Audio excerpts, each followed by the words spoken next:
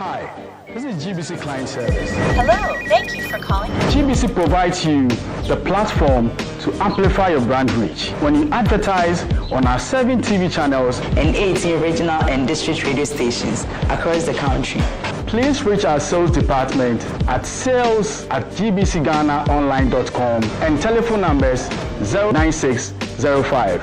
For all customer care issues, reach us by email care@gbcghanaonline.com and on telephone 030-3959-605. Fortunately, I have a document summary of energy sector debts and lenders. In August 31st, 2017, a full audit of the entire energy sector debts. And Mr. Chairman, I refer to page 17 of the document. The total energy sector liability at the time was 9.4 billion cedis. This exchange rate of, so let me put on record that as at this time when the debt was validated, the debt was 2.1 billion. Mr. Chairman, with the greatest of respect, I'm happy this question has come up because I've heard some people bundling figures of $5 billion. I had the opportunity to chair the energy subcommittee of the transition team. At the last meeting, it came to light that yesterday we had a final meeting, and so as Commission and ECG indicates that the debt has ballooned to 3 billion. But let me quickly add that the Energy Sector Levies Act raked in about 45 billion cedis, and so that paid part of the interest on the principal of 9.4 billion. But then it comes sometimes, to Mr. Chairman, sometimes he uses dollars and cedis. Can you be very consistent so that when you say 9, we know you are talking about either $9 billion or dollars or cedis? Thank you, Mr. Chairman. Like I said, when we're leaving office, as of 31st August 2017, the debt in dollars was 2.1 billion. As at yesterday, the outstanding debt is a little over $3 billion. Thank you.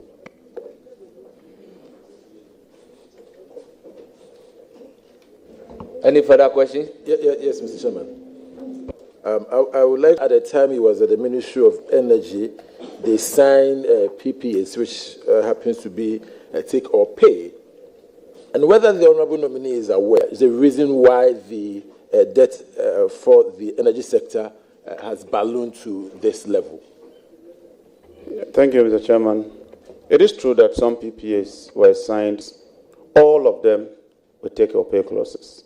AXA 370, AXA 370, AXA 900, Senate 110, Tema LNG, which is the most expensive LNG, all of them under the NPP regime, just like the NDC regime, has take or pay. And take or pay in the energy language is what we call capital recovery.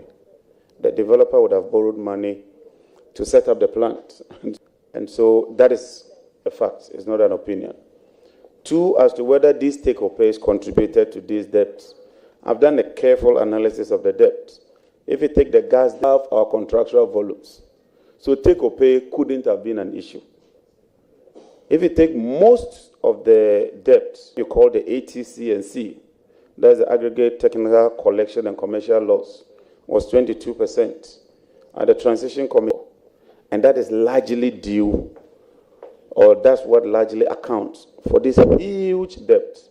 In fact, I'm leaving Accra today as part of the technical team to meet Letasco. Letasco supplied heavy fuel oil between 2017 to 2021. All that money has not been paid. And so there's a debt of 270 million on account of some of these fuels and guarantees. If you consume fuel, it means that it's not take or pay. It means the plant is running. So yes, some element of capacity charge will contribute to your debt, but the chunk and the bulk of the debt is on account of power produced and consumed, but not paid for. Thank you. Yeah, Mr. Chairman, you spoke about ENI. Would you say that the negotiated price at the time of negotiation... Is that your last question? Last but one. Mr. No, you are entitled to only 3 questions. You've asked 2 so far, so that is the last question. Please. But you will allow me to bring some small one after this one. You are entitled to 3 questions. Please go ahead and ask your last question. Okay. So my question, country, and before you answer that, I also want you to have a look at your CV. On your CV, you say that you were the general manager of a company. Well, it's all over the place. I mean, it's not numbered. What I have is not numbered, but it's on his professional resume, non-political experience. The general manager of Sophie Fisheries Limited. And I don't know whether it's a mistake, because you say that you were from 2005 to 2000. And so if you can have a look at that and see if you intended to actually tell us that was a typo. And then the same on the CV, when you look at the leadership position held and membership of professional bodies, you say you were chairman, Nuclear Energy Program, implementing organization. That's at 2017 when Anadu was the president. Those are there. Thank you. Mr. Chairman, I left office on the 6th of January 2017. Okay. So 2017, I would have been in office, except that I left on the 6th of January 2017. The other one is 2008. So I guess when they were typing the 8, they made that 0. So thanks. Yes. It's not too expensive. Yes, in your view. Okay, I have in my hand what you call the weighted average cost of gas, which we in the industry call WACOG. And I have the latest of them. If you take the price, which is the cost, so you have what you call the commodity cost, the transportation, and everything, which then becomes commingled gas and is piped. But then you can get the individual prices. So if you take ENI, which is Sankofa, you have the cost to be 6, 10 to be 5, and gas is 7.2. And gas is 7.2. Tema LNG, which was signed by the MPP, is 8.3. So I am of the view Ghana gas is 0 because Jubilee was 0 rated for a period of time. So I am of the view that the Sankofa price of 6, is it mainly crude oil production or mainly gas? If it's mainly gas, then the gas has to compensate for the cost of the development. They confirmed that in 2022 alone, we consumed 107 BCF of gas from our fields, or parity. This country saved $1.2 billion from consuming that gas. So I hold the view that you might have that, but if you are saving 1.2 billion from import substitution from light crude when using gas, I hold the view that that gas is competitive. It came before this house. Thank you very much. It's now the turn of Dr. Kabiru Wale. Thank you very much, Mr. Chairman.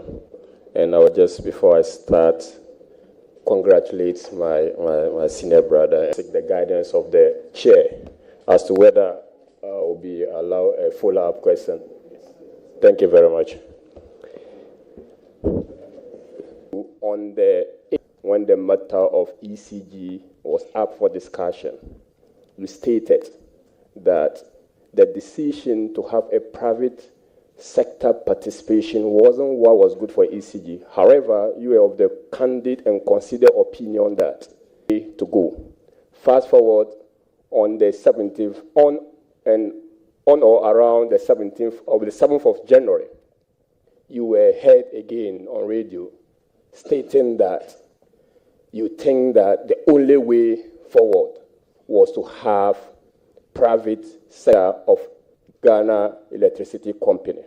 Now, my question to you is, of aggregate technical, commercial, and collection losses was 40%. Could you please get T, C, and C in the various sectors of that particular aggregate figure? I'll do that. Mr. Chairman, first of all, I'm surprised that this allegation has been leveled against me, because I've remained consistent that there should be a private sector participant Indeed, I led the process. When Honorable Satekwe became my supervising minister, he made me lead the process. And so I'm surprised. And let me put on record that I've been very consistent that we need private sector participation. CNC, I think it's about 20, up to the 40%. Thank you. Yeah, Yes, Mr. you said we Speaker. have a follow-up. Yes, a follow-up. Okay, go ahead. ECG. Committee will be guided. It is. I was not handed over a KPMG report, but 37 and 40, the difference is not that much. But I wasn't handed over a KPMG report. Around 40%. But if you have a KPMG report. Honorable Minority Leader has a follow-up question on that. Honorable Nominee, listening to your answer to Dr. Kabiru's question, the impression you create on our minds is that you are not against the privatization of ECG. From what you said, you are against the PDS in terms of the approach.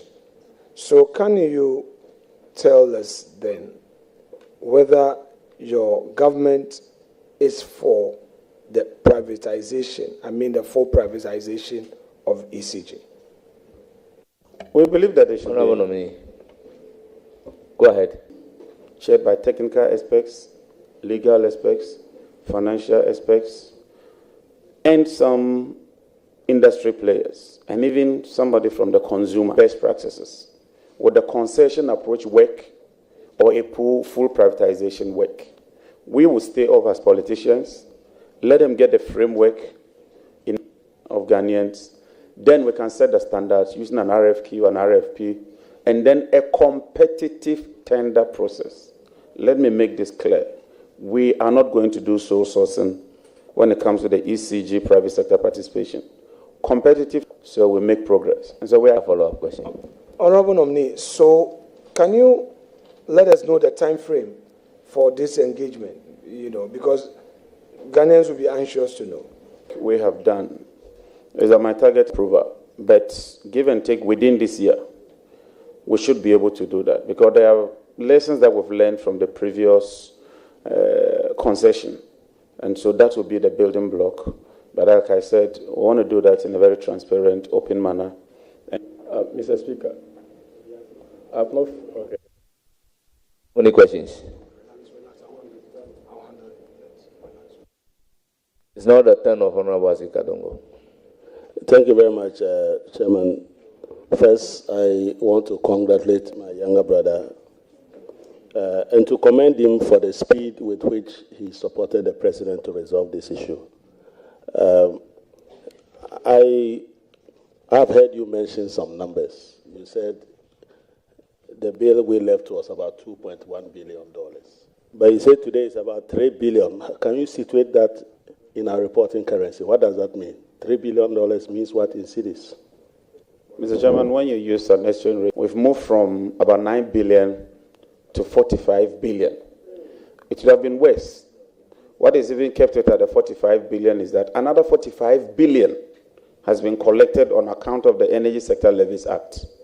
So, but for the 45 billion that has accrued to the President Akufo-Addo government, the debt would have compounded and that would have been much, much higher. But despite that, the debt today is about 45 billion Ghana cedi. So in addition... May I give the floor to Roxanne Nelson Dapamapo. Chairman, thank you very much. Let me use the opportunity to congratulate my brother. We end more serving, and I know that he will deliver. Thank you very much, Mr. Chairman. Thank you very much. Give the floor to Ajin Sam. One question. I come from a rural area. Till date, there are communities that do not have meters. And therefore, I want to find out from you, what will you do to improve ECG revenue collection And will you support a proposal to phase out all postpaid meters to prepaid ones? Thank you. Essentially, smart meters, that GPGG indicates that they have about 5.2 million meters. 4.8 are active. About 3 million of them are not working properly. So of the 4.8, 3 million meters are not working properly. So they will need to change a minimum of 2.9 meters. They are unable to get the meters. Technology is advancing. So we are exploring the possibility of selling the meters. We need to send a code. Because sometimes it costs people more than 4, and use economists to roll that out as soon as we get your nod. Thank you. Thank you very much. It's now the turn of Honorable Agnes Namumulate. The Honorable Member on his nomination. There's something that is on the hearts and minds of most Ghanaians. It doesn't see in the take some our power and our electricity supply stays on. Thank you. Thank you very much. Honorable Nominee, what will you do to ensure our power stays on? Thank you, Mr. Chairman. Mr. Chairman, we have a current installed capacity of about 5,260 megawatts, a dependable capacity of about 4,800 megawatts. We've just hit a new peak demand of 4,100 megawatts.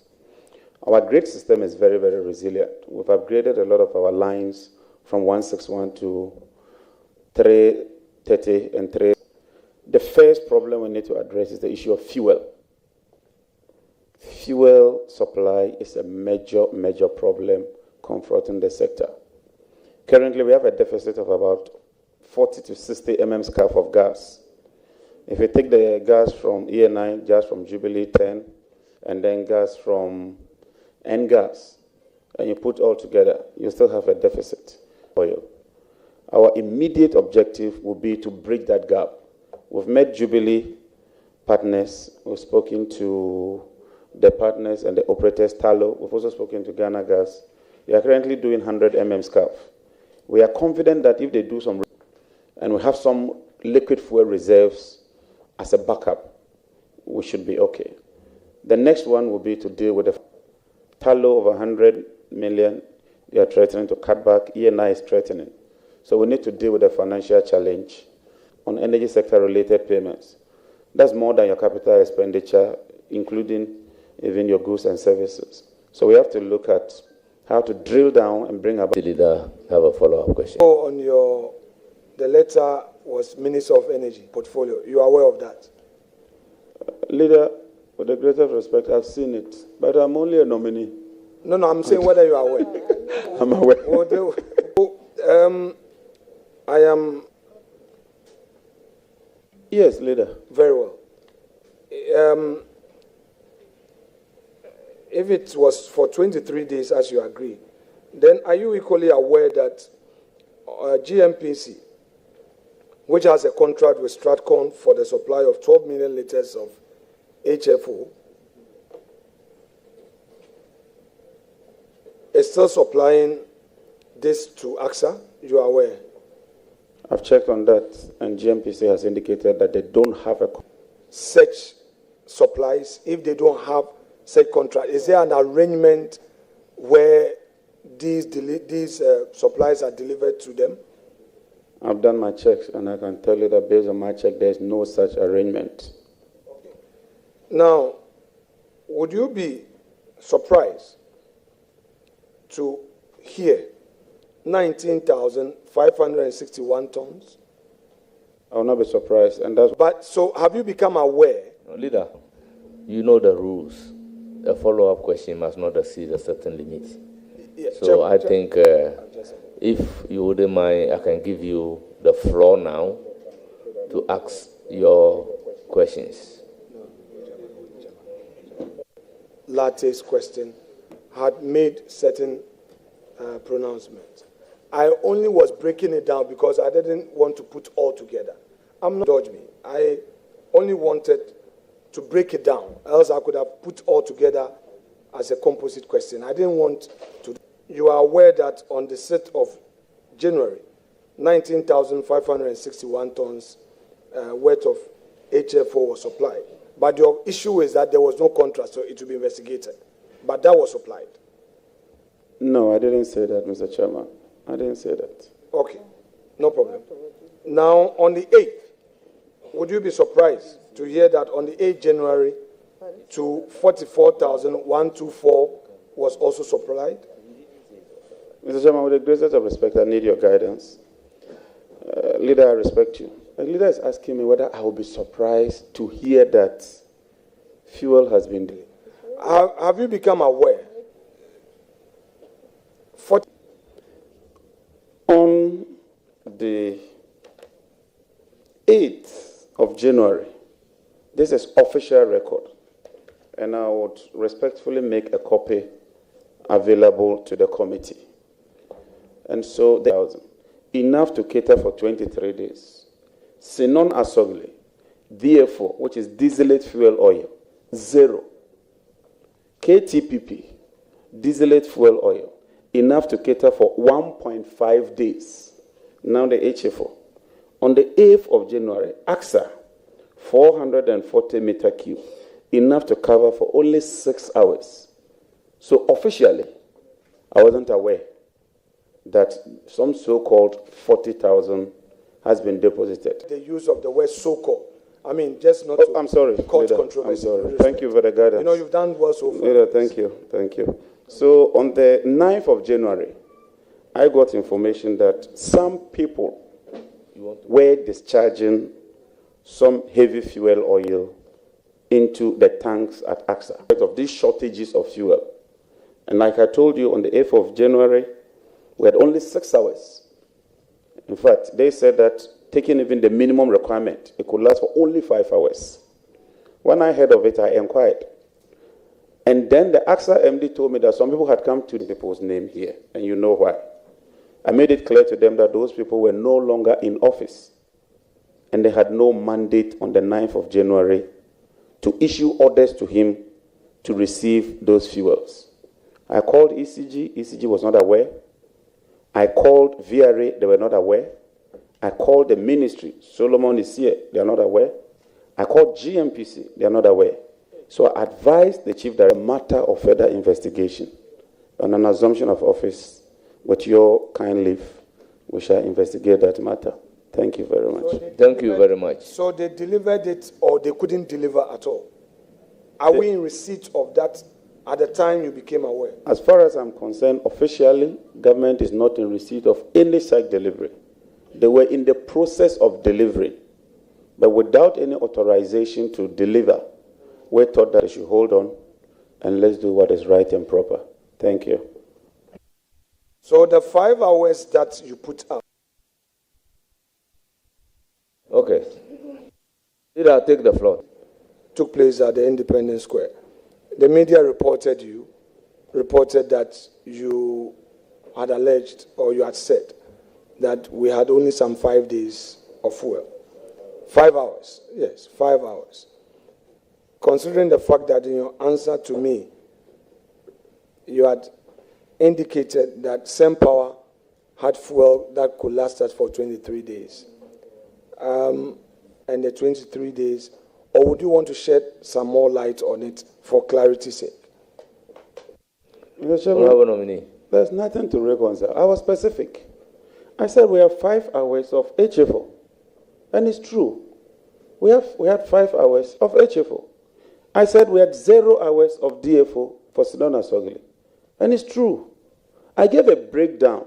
We have 5 hours of HFO. And if there's any problem with gas supplies, we are going to lose as much as 370 megawatts in 5 hours' time, which will lead to load shedding. And so as far as I'm concerned, that is the fact. Thank you. Honorable Shabu, it's now your turn. You have the floor. Thank you very much, Mr. Chairman. Mr. Chairman, let me use the opportunity to congratulate my younger brother for this great feat, a position well deserved is coming to face. Of course, let me put on record that the ministry you left 8 years ago You will not meet the same thing when you get there tomorrow. I mean, you have said it. The energy sector debts alone is so enormous. Now, we've zeroed down to various. Now, in the value chain, you have a very critical player there, which is ECG, which unfortunately is the weakest link. And that's the reason why we have these challenges. To quote your own words, the power is produced and delivered. It is sold, but the revenue is not collected as efficiently as we can. Clearly, it boils down to accountability and efficiency. Now, you have also zeroed down to the fact that you are not averse to privatization. Indeed, His Excellency, when he met the World Bank a week ago, representatives, he made it clear that privatization was the way to go. Would you consider, taking into account, we have been preaching about local and the rest, would you consider them when you want to do the privatization? Thank you very much, Mr. Chairman. Mr. Chairman, that would be the most ideal. If we could get institutions in Ghana taking up share. The main problem with ECG is not just the collection, but even how they spend or administer what they collect. They collect on average about 1.3 billion cedis every month. Only 850 million or 900 million goes into the cash waterfall mechanism. So what it means is that almost 400 million does not find its. They have and because the containers are collection, we also have to drill down on efficiency and ensure that they stick to the cash waterfall mechanism. Thank you. Thank you very much. May I give the floor to Honorable Umar? Thank you, Chairman. Nominee, I want to use this opportunity to congratulate you, and I wish you well. Thank you. Thank you. It's the turn of Michael. Thank you very much. A-I-D-O-O. What's the spelling of Edu? A-D-U.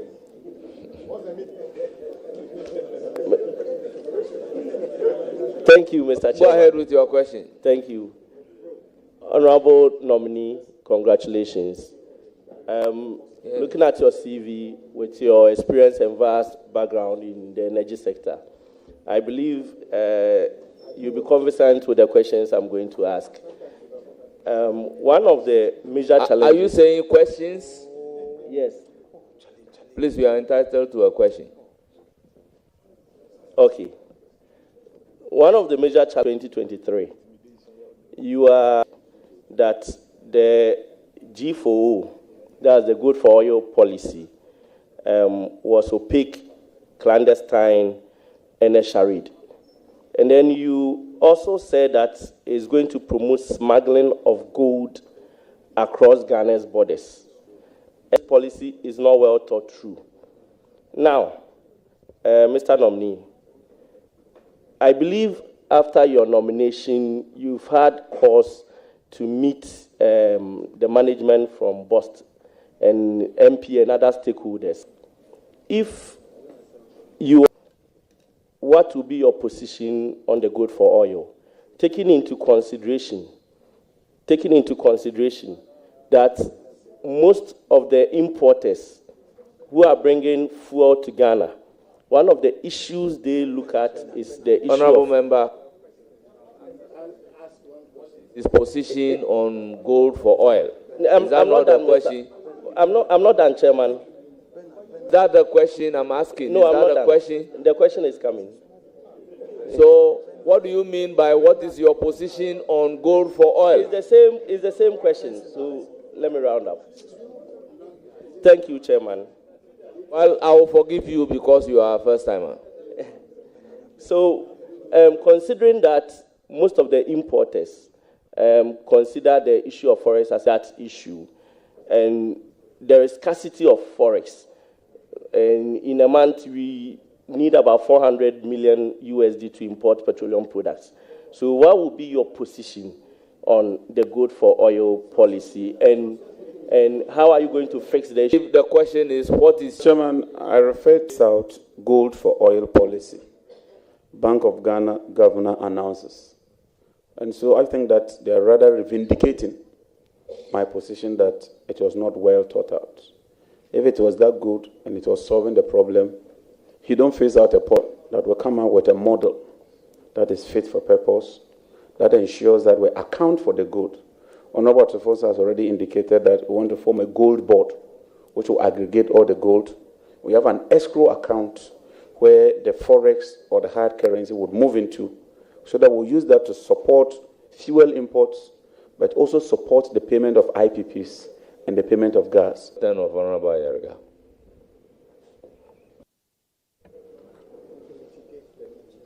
Congratulations. Dr. John Jinapor. Not many people know you are a doctor. You have a PhD now. Congratulations. So, people envy your CV, but it's a very rich CV. I had the opportunity and natural resources subcommittee. And during that process, I became totally convinced and satisfied that you are not just a walking encyclopedia on all information relating to the energy sector, but that your capacity to think on your feet and devise solutions to the numerous challenges confronting our energy sector is unsurpassed by anyone. Chairman, with respect, I have observed that there are some people at forcing, and it's happening again. Please, Chair, let them know that they are not here to be clapping. If they are foot soldiers who are here as cheerleaders, no, if I didn't say NDC foot soldiers. No, hello? It's not. There are foot soldiers behind. Honorable I've Leader, seen them. they are not here as foot soldiers, but they are here to be doing that. So all you need to do, because they are not part. They are not. They cannot even say here. Honorable members, the word foot soldier should be expunged from the records. Can we make progress? Honorable, thank you very much. Can we have some order? Order. Let's have order. It's now the turn of Honorable Charles Forson. Charles Forson, you have the floor. Please conclude. So, on the basis of my observations, I have no questions for you because I know you will answer all the questions satisfactorily. I can only wish you well and assure you of the support of this House. And I believe that you definitely will make a mark in the energy sector of Ghana. Thank you. Thank you very much. Honorable Charles Forson. One question, please. Mr. Chairman, Honorable, a direct question. What is there for TOR? And also, would you extract crude for certain parcels to be given to them whilst they go out to struggle for dollar?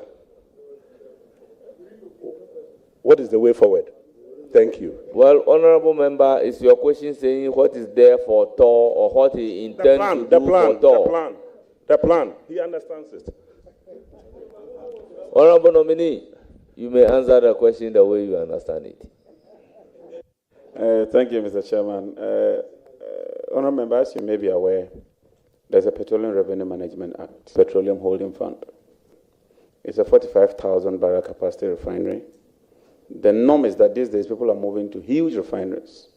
If you take Gamna, is to seek a strategic partner, ring and look for a spray.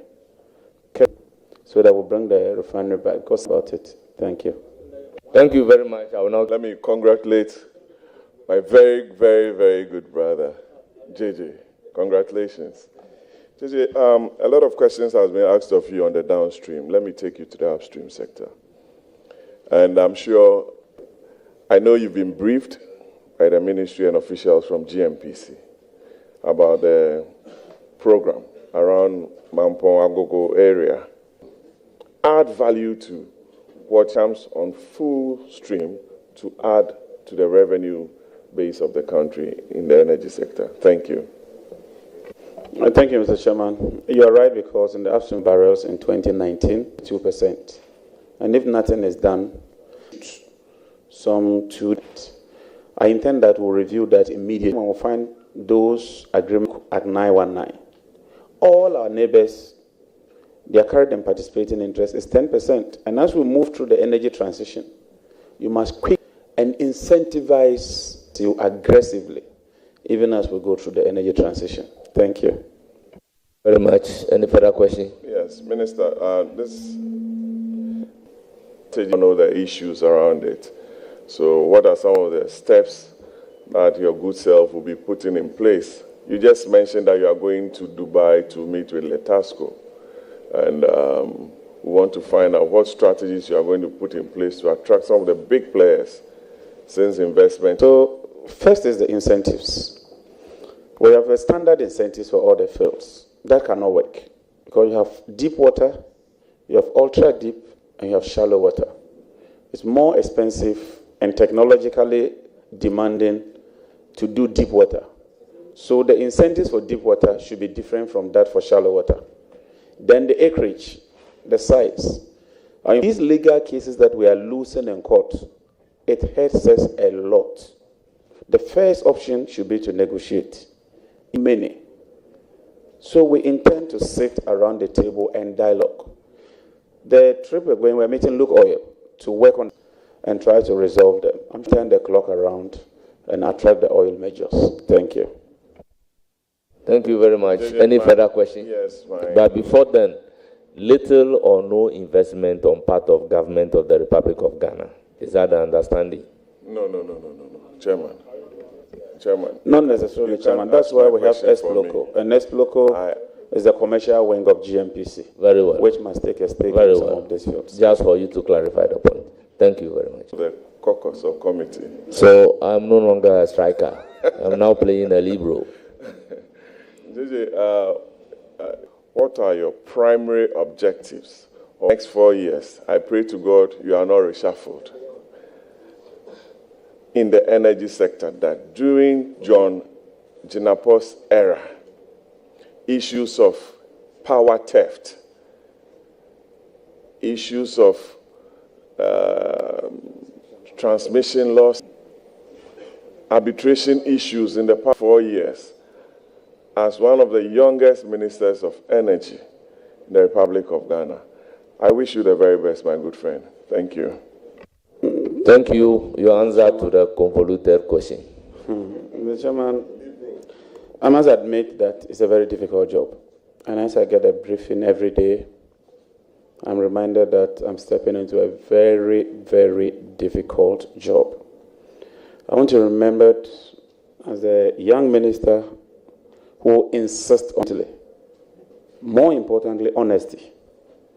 And then I want to approach this work with integrity, hard work, but with humility. I'll do my best. I know it's difficult, but I'm confident that given the array of people around, including those of you on this table, Honorable Governor Kwame Abuja. Chairman, thank you very much. I want to take the opportunity to also congratulate on energy-related matters. I must say the caucus is proud of you. You have been an excellent choice for our caucus by nominating you. I don't have a question for you.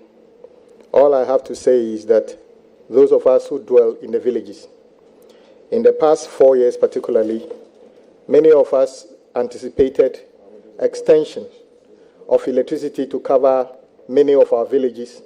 Revolution in the world, we never got it because we don't have power. So if you were to give us laptops, those laptops in many of our communities are not used in the schools because many communities, half of the town uses 1 meter, and they don't benefit from the thresholds you build to support vulnerable people because their consumptions have gone beyond what was anticipated, not because they are individually consuming more than they are consuming, but because they are clustering around 1 meter. I just want to remind you of this and say that the rural people have trust that you can make an intervention that brings electricity to their communities, and also those who have electricity or also can have the meters they deserve, so everybody can take responsibility for whatever he consumes and pay rightly for it, so we can mitigate these unreasonable distribution loss, which is piling up the debt that we all have. So I wish you very well, and I have no doubt you will excel with the support of the caucus, the Parliament, and the country. Thank you very much. Thank you for the compliment. It's now the turn of Honorable Deputy Leader.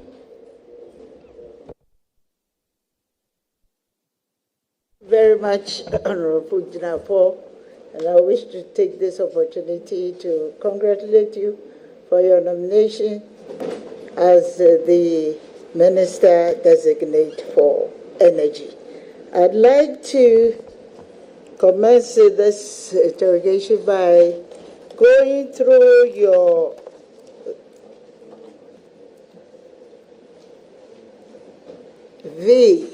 item number 6V. I notice that you've been the chairman for Nuclear Energy Program Implementing Organization. As a minister designate, I'm not in trying to introduce the use of nuclear power in the country. If you don't mind, if you can apprise us the use of nuclear power, 4 years will be commencing the implementation of the nuclear power. Thank you.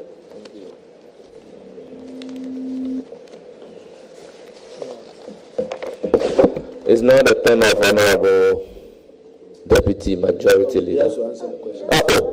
Please provide answer to the question. Thank you.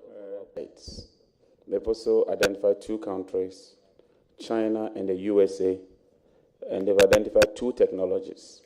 The bigger nuclear plant, which gives you just 100. And so in South Africa, they use what they call pebble bed. So the option, can we switch power on before we leave office?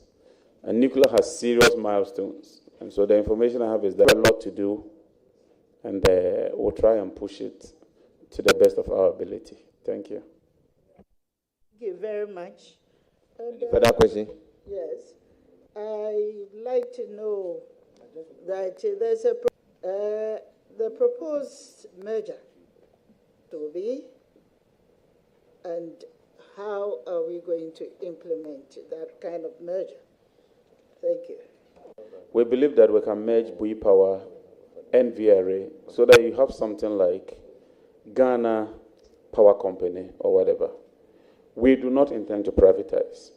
So when you merge them, you have a holding company and 3 subsidiaries: hydro components, thermal components, and renewable components, all under one umbrella, but controlled by both VRA and Bui. They will determine how they want to run it. They will determine how they want to move with it. We do not intend % of our national requirement. And as a strategic step, you do not put all your energy assets in private hands. So let me assure the workers, we'll consult them. This is just an idea that we intend to implement. If we need to tweak it, we will do that with them and bring. Do I get that understanding that currently the VRA is responsible for both the hydro and gas? Does it mean that you are leaving everything for them, for both Bui and VRA, and will be operating alongside if you are having just one company as an energy? Thank you. What we intend to do is to consolidate them and then increase specialization and efficiency. Because there are some hydro people at Bui. There are some renewable guys at Bui. Their expertise is renewables, especially as the ministry's mandate focuses more on green transition. Then the hydro, bring all the hydro technicians under one, so that procurements and all that, they can reduce losses and increase efficiency. The same with thermal plants. But then it's the same company that gets the receivables, and they can then apportion them based on how they believe will bring about efficiency and net gain. Thank you. Any further question or? One further question that I would remain affordable for the average. First requirement for this sector is the anchoring of the currency. A lot of the receivables, a lot of the expenditure, Ministry of Finance and the Bank of Ghana would have to work very hard to anchor the currency. Because ECG alone has a forex loss of 1 point from the technical side. We have to ensure that we bring about efficiency. Because if you increase the collections, then there will be no need to increase tariffs, because there will be more in the pot. So it has to be a two-pronged approach. The economic side has to anchor the currency, and then from where we are, we have to improve efficiency, consume more gas, reduce the losses, and increase the resilience of the grid. When you do that, you make a lot of savings, and as you make the savings, you can pass it on to consumers. Thank you. Thank you very much. Thank you. Congratulations in advance. Thank you. Thank you. Honorable Leader has one supplementary question. Yes, Honorable Nominee, this is not really a question. You had made a point earlier that ENI Vitol dispute, Ghana lost the case. I just wanted to get a clarification, whether perhaps you slipped or I didn't hear you correctly. Because I know for a fact that in that international arbitration, the tribunal dismissed the 950 million claim against GMPC and Ghana. So I just wanted, for the records, maybe I didn't hear you right in your earlier response. So, ENI went for two reliefs. There was an order of unitization from government in terms of monetary compensation. So the first issue of government issuing that directive, the Court of Arbitration, as far as I'm concerned, ENI had its way, is the next leg, which is to say, compensate me, that the Court of Arbitration thought that there was no need to compensate them. But the substantive issue of the directive, the Court of Arbitration has insisted. And because of that, Springfield has now drilled a well, and we are waiting for the results of the appraisal to determine the way forward. Thank you. Thank you very much. You are bringing out an important matter. Are you saying that in the issue 1, where the Court of Arbitration, the tribunal agreed with the issue raised by ENI, it resulted in any financial loss to the state? Or it resulted in any... No, Honorable Minority Leader, the nominee never said that. Wait. He explained Chairman, let me put the two legs of Chairman, the decision. Chairman, wait. According to you, the compensation bit, their claim was dismissed, which is a matter of public record. But that government had taken and was upheld by the tribunal to government as a result of, to the states, as a result of that relief. That is what I wanted to know. So in simple terms, the only loss will be that the state was directed to, for instance, if you go to courts, the cost of arbitration, the cost for legal services, the state was directed to pay that. Whether that is cost or not, I'll leave it for you, the lawyers. But I'm saying that this is what the court decided. I don't want to... Honorable Nominee, I will land on this very important point. You see, we are talking about a ruling of a tribunal, a judgment, the outcome of a case. Was there arbitration and that were made? Nominee. Thank you. Let's put it in single terms.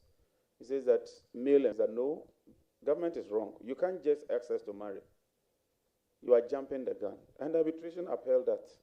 And says the government is now the... Chairman, please. Chairman, it's not the a last question. Yes, I have. Chairman, please. It's for all of us. Please. Yes, it's for all of us. Colleagues, let's get this. Where are you reading from? Chairman of City FM, which which so website that is hosting. Is your authentic source from which you can pick a judgment. Wait, it is hosting the ruling. Website hosts the ruling, and it's quoting the full ruling. It's not their write-up. I just want to read out. The tribunal denied the claimant $7 billion, but were later dismissed all claims against GMPC entirely.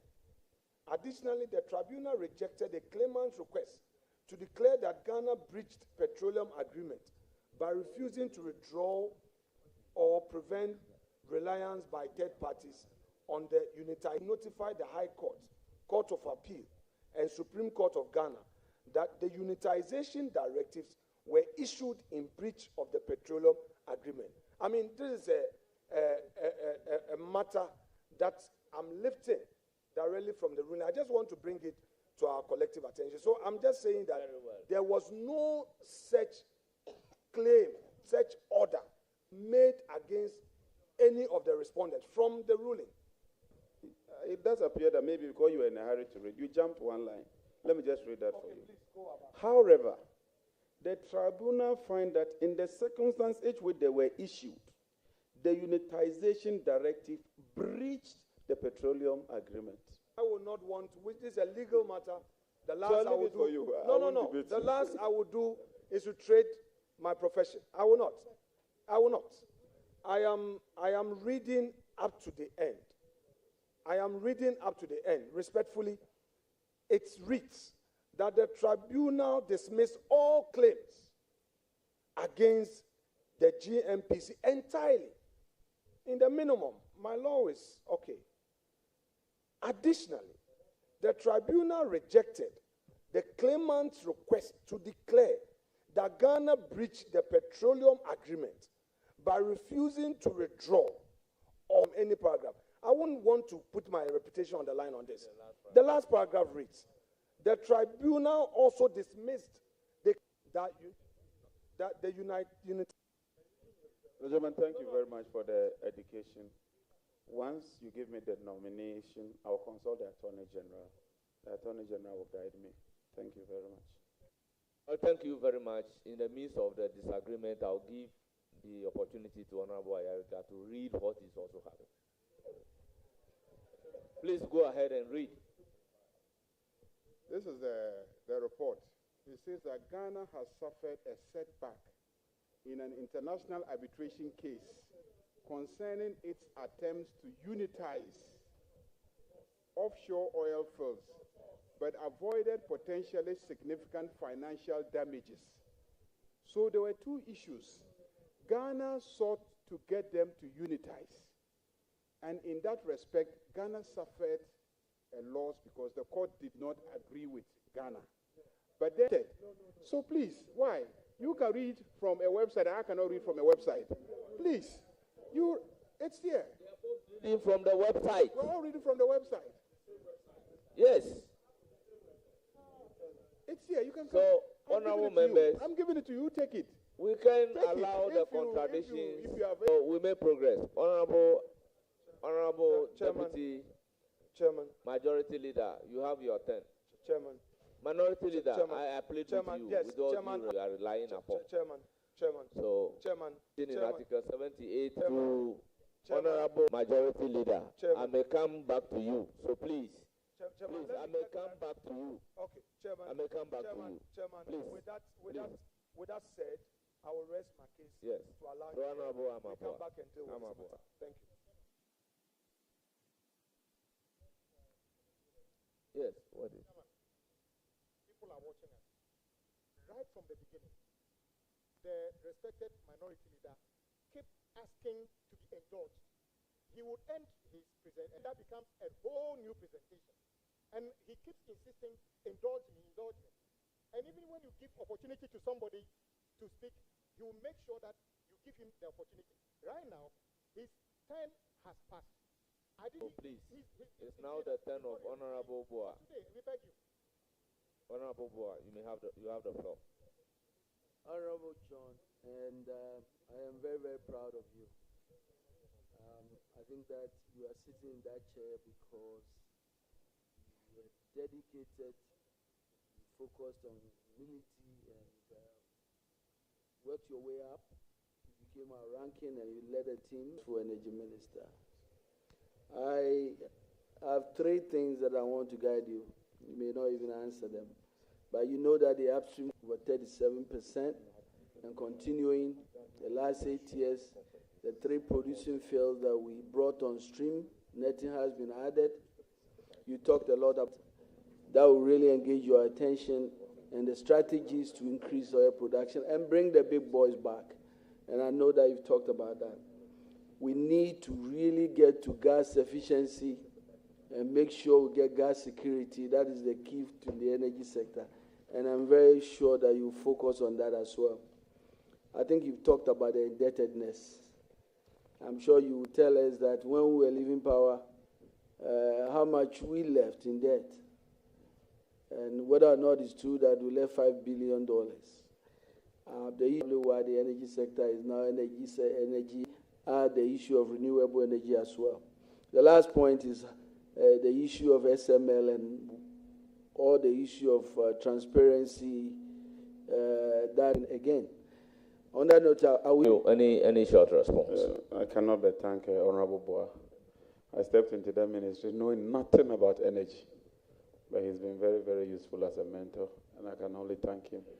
The only thing I've learned from him is hard work, and so I thank him very well. Thank you. Thank you. Any closing remark from the minority? We've come to the end.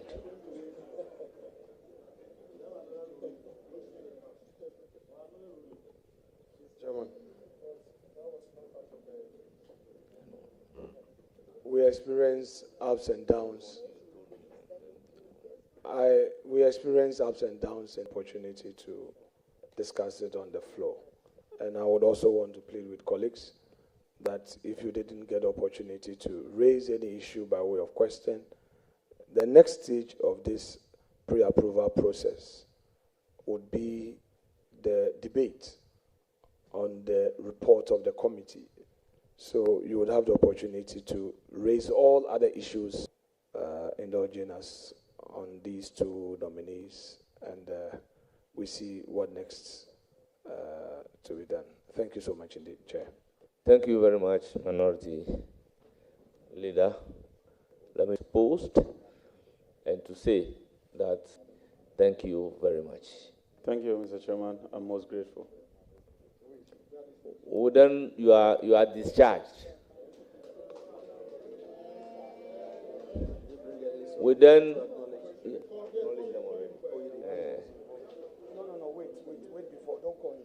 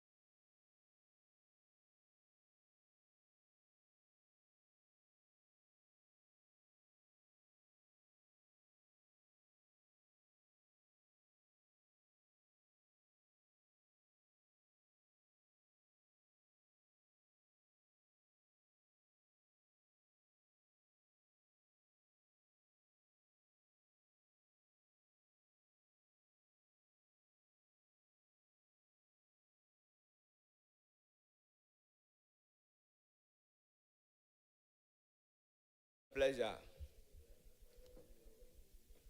to inform you that in the August House, our guests of the nominee, if I do not mention the names correctly,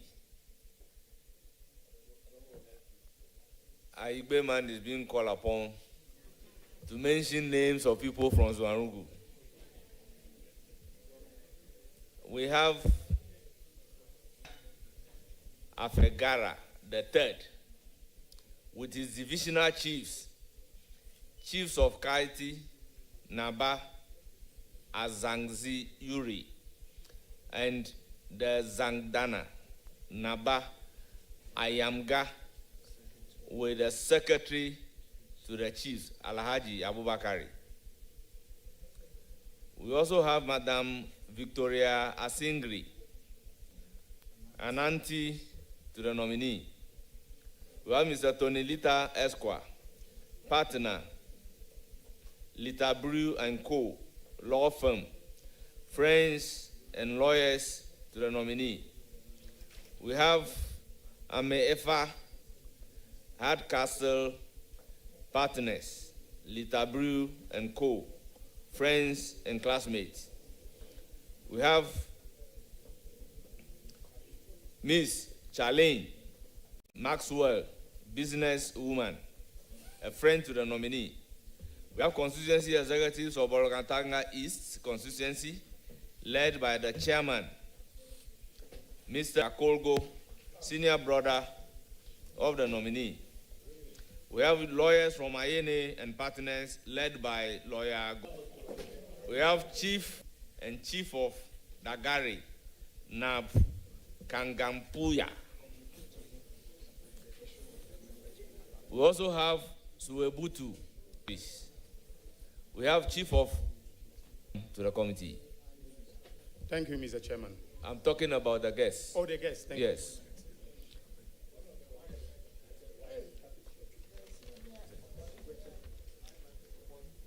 Oh, other,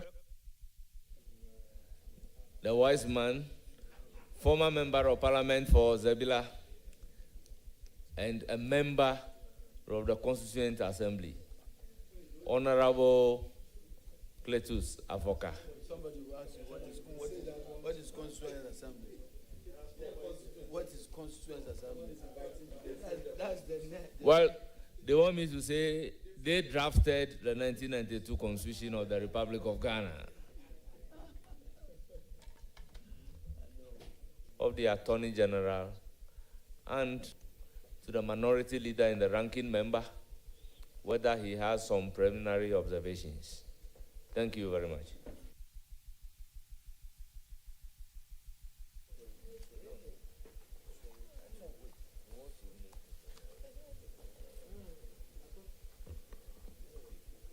Honorable nominee,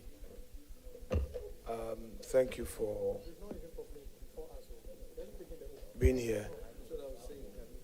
I think I'm hearing this is the chairman.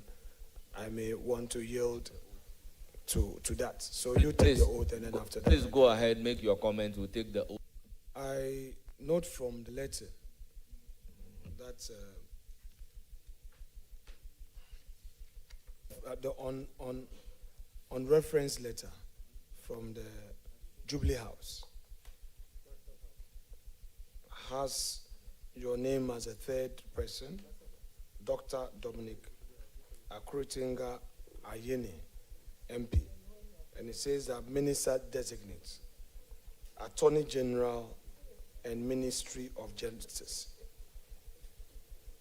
I thought, I'm not too clear. Is it supposed to be Attorney General's Department and Ministry of Justice? Thank you, Mr. Chairman. In accordance with the designation in the Constitution, the Constitution says that there shall be an Attorney General who shall be a Minister of State. And so the correct designation is Attorney General and Minister of Justice, not Minister of Justice. I think that was a mistake. But in the opening, it says Minister Designate, comma, Attorney General and Ministry of Justice.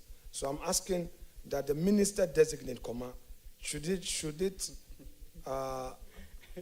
have been Attorney General's Department and Ministry of Justice?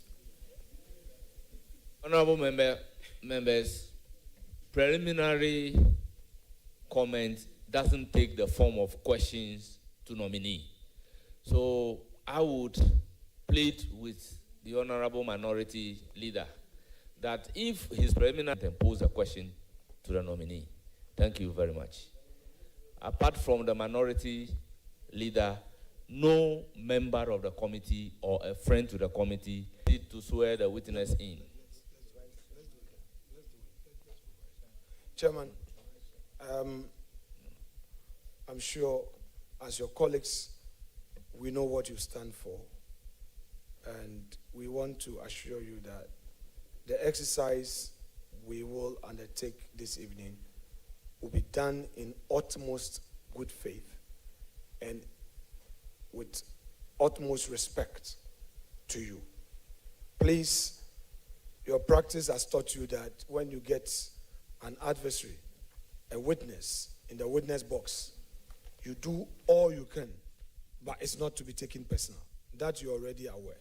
So I just want you to take your emotions out of the exercise we are going to do and see yourself as a witness in the box that we are cross-examining you. And we, for you, we don't mean any harm, but to do our work and do it well. So I just want you to bear that in mind, even before you take your oath for us to proceed. Thank you very much. Thank you very much. Minority Leader will always warn me that we should not take a witness in a box to answer questions by Committee Clerk, please swear the witness in.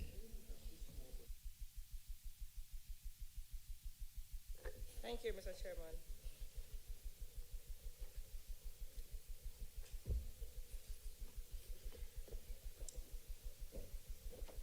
Honorable nominee, I hereby bid you to take the oath. Swear by the Almighty God.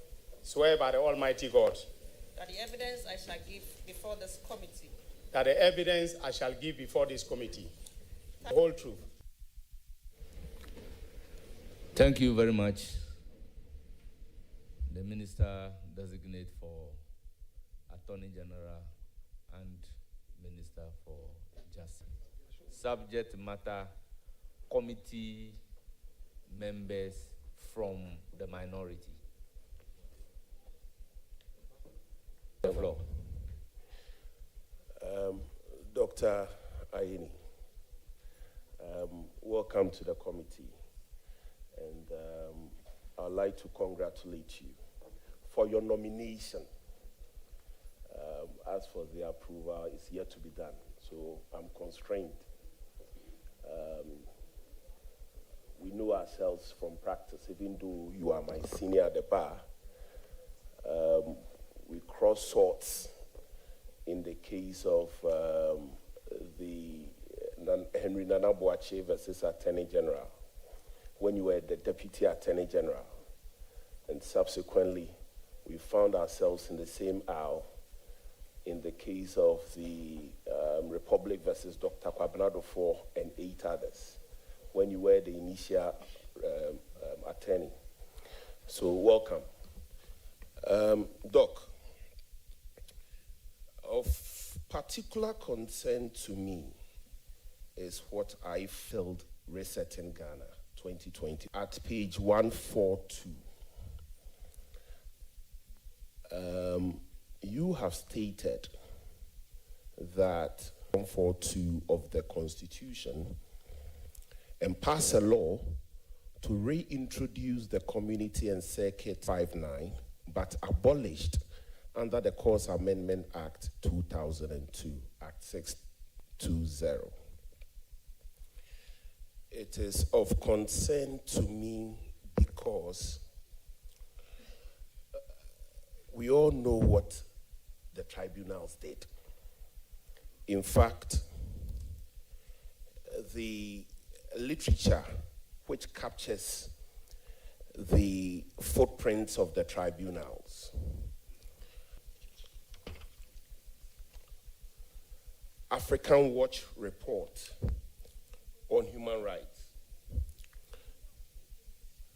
African Watch report, volume 4, issue number 1. This is what it says about the tribunal. Dated 31st of January 1992. This is what it says of the tribunal. That the Human Rights Watch. Yes. From Human Rights Organization. Yes, please. I have Okay, copies proceed. here. I can give the committee copies if my... Well, I just want to know the source. Have you mentioned the source? Proceed to ask your question. Okay. So, it was abundantly clear that during one of the problems with accused persons, the right to even call witnesses sometimes. By the way, the jurisdiction of the tribunals was criminal jurisdiction. It was also noted for delays. It was also noted for delays. It had no regard whatsoever for the laws of this country, to the extent that as a result of the decisions of tribunals, our mothers were punished through caning. Honorable member, question. I am asking a question. You are a lawyer. Mr. Chairman, very respectfully, both of us practice at the bar. Yes. And so the question, Mr. Chairman, So, is... so you know very well that the literature that you are reading doesn't take primacy over the constitutional provision relating to the tribunal. Mr. Chairman, the constitutional provision relating to tribunal, Article 142, has to do with just regional tribunals.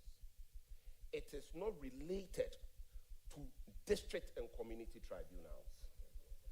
So, Mr. Chairman, I need to give context to my question. So if you allow me, very respectfully, it's in the interest of the public. Let's proceed and ask your question. Mr. Chairman,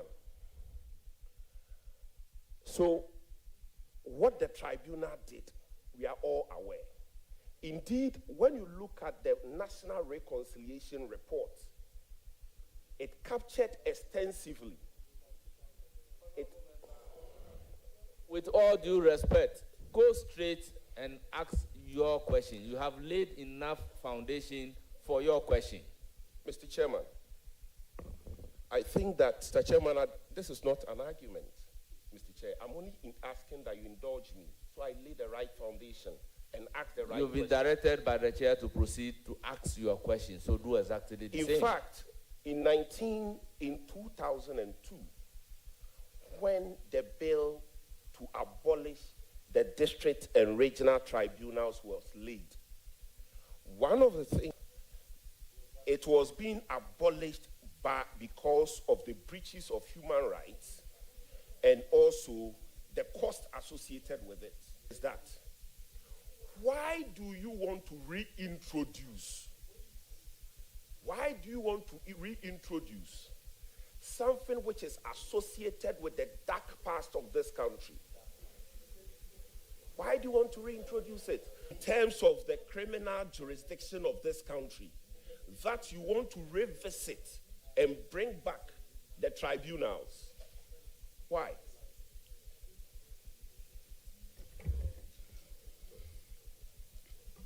Your microphone should be one. No. But honorable member, did the nominee said anywhere that he wants to abolish the tribunal system? His manifesto is the NDC. So you are now there. Mr. Chair, unless you want to separate the nominee from the NDC. No, he is here as the nominee is in the belly of the NDC. If you are asking as to, he expressly stated that according to your manifesto, this is what you are saying. But if you said, why are you saying this? Then we are referring to the nominee before us. Chair, I'm guided, very respectfully. Nominee, may you provide your answer? The member is right that the strategic trust of the President's manifesto or the NDC's manifesto, which is an expression of intent regarding what we will do, the set of policies, and measures that we will implement when we are in power, is one to reset Ghana. Now, resetting Ghana doesn't mean taking Ghana back to factory settings. It means correcting the things that, in our experience as a nation, well, for our development as a country. Now, talking about the public tribunals, the honorable member will note that in terms of Article 25(1), it is provided that justice emanates from the people and by the judiciary and in accordance with the Constitution. The internal logic or internal morality. Leonard, with respect, which article were you referring to, please? Article 125, clause. Yes, Chairman, I was trying to.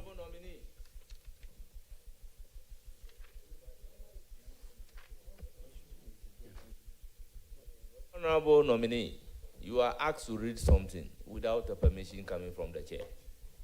Okay, I believe he wants to lay the context for a question, so. The chair. Yes, sir. Yes, sir. Chairman, I don't know if Honorable Bua wants to usurp your powers. You are in the chair. Chairman of the committee, if in case you do not know. Chairman, when we try to push, we get calls from your own side, we are in this together.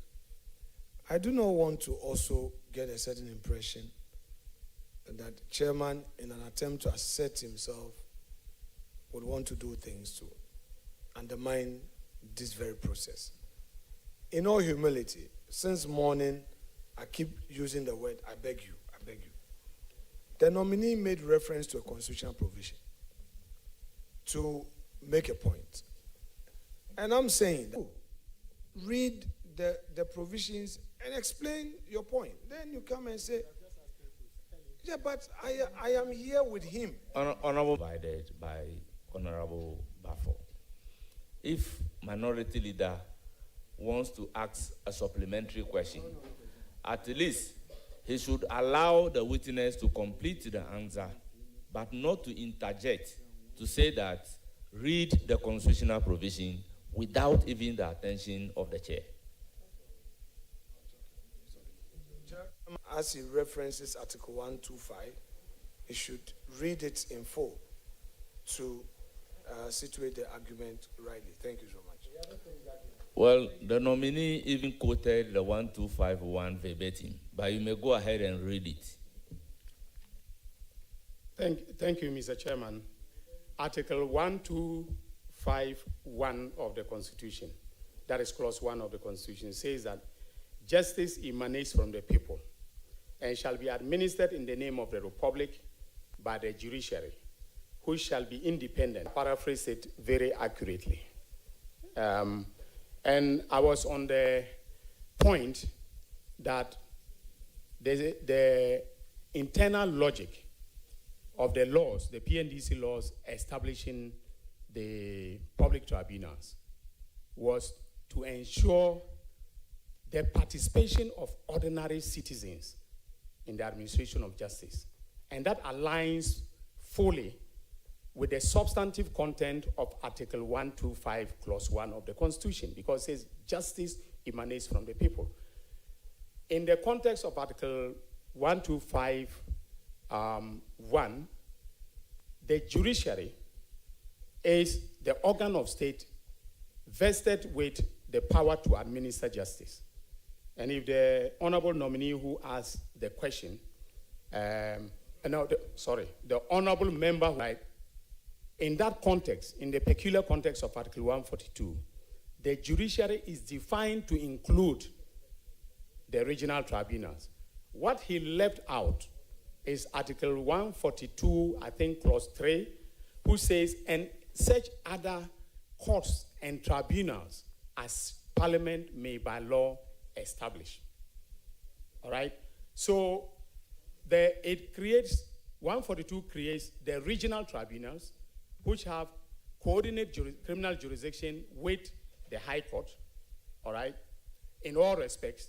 And then it says that Parliament may by law establish such courts and tribunals, that is inferior courts and tribunals, as it deems fit. Okay.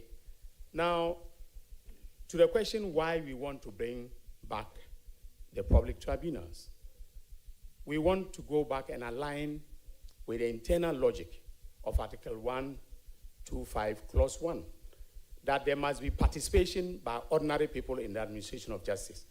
If you recall, all the tribunals, district tribunals, and 2 who was, mandatorily required to be a lawyer, and 2, other persons who were non-lawyers selected from the community. Space in the administration of justice in a limited fashion.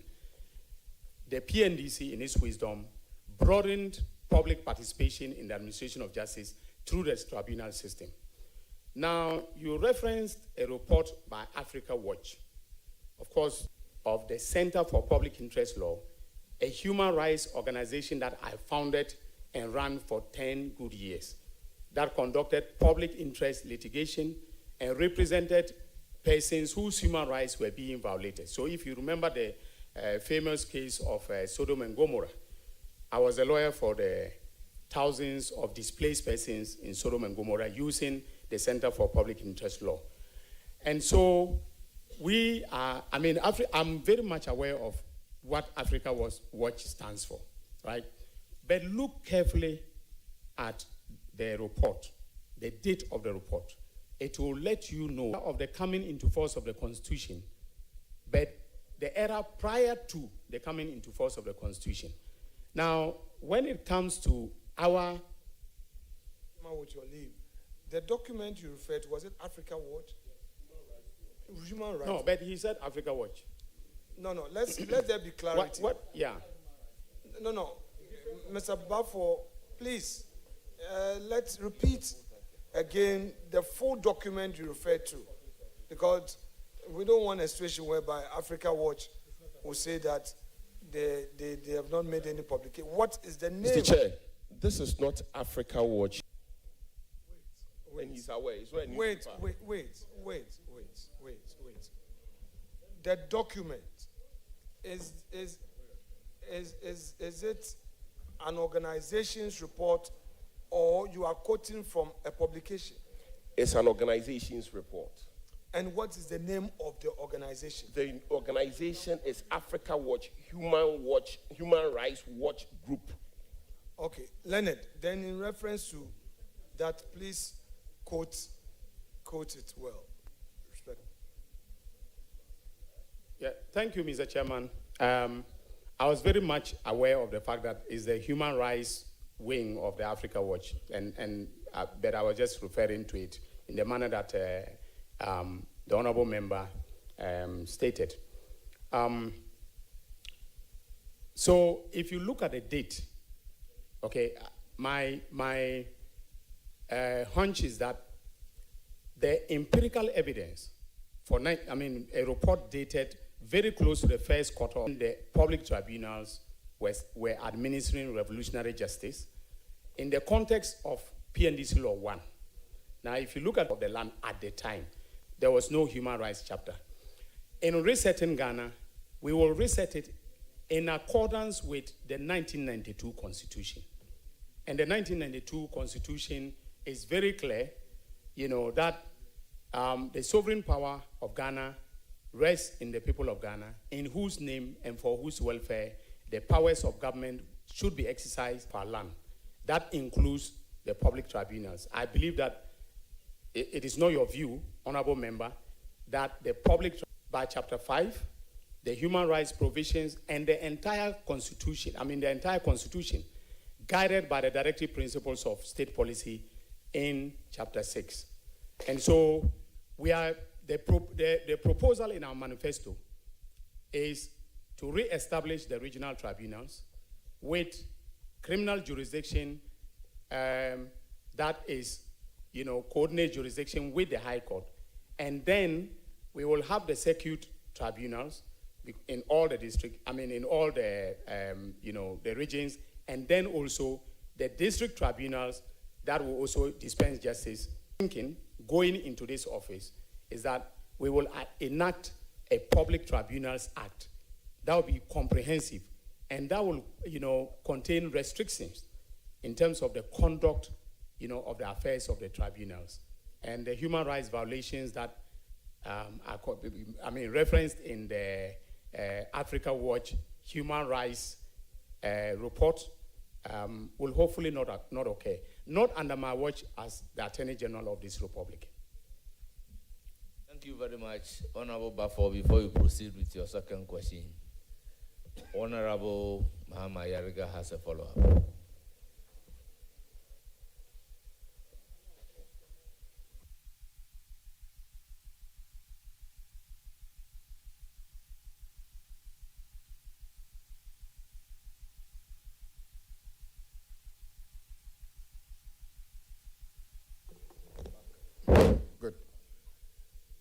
Honorable Attorney General nominee, do you intend to establish tribunals that will use caning and lashing of people? Mr. Chairman, I do not, and that will not be permitted by the Constitution of the Republic. In fact, that will be inhuman and degrading treatment of our citizens.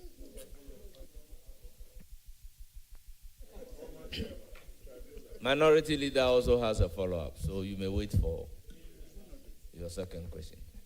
Honorable nominee, have you become aware of the establishment of the ORA? Honorable Minority Leader, a follow-up question must relate to the preliminary questions or the substantive question asked. But this is completely unrelated to the substantive question asked. So hold it. When it comes to your turn, you can pose these questions. Honorable Chairman, with respect, please hold your horses. Let me make a point. We are dealing with matters of public tribunal. We are talking about issues that go complementary, okay? As far as possible from all that you've said. I am trying to appreciate the point you made in to be, chasing people here and there. You responded that no, because it will not be in accordance with law. Correct? In the same spirit, I am asking you that the ORA, that committee, which we've been told is to receive information from the public regarding supposed looting and all that. If you become aware of it, do you think that its establishment is in accordance with the Constitution? Honorable Minority Leader, I believe the question asked relates substantially to Article 1261B.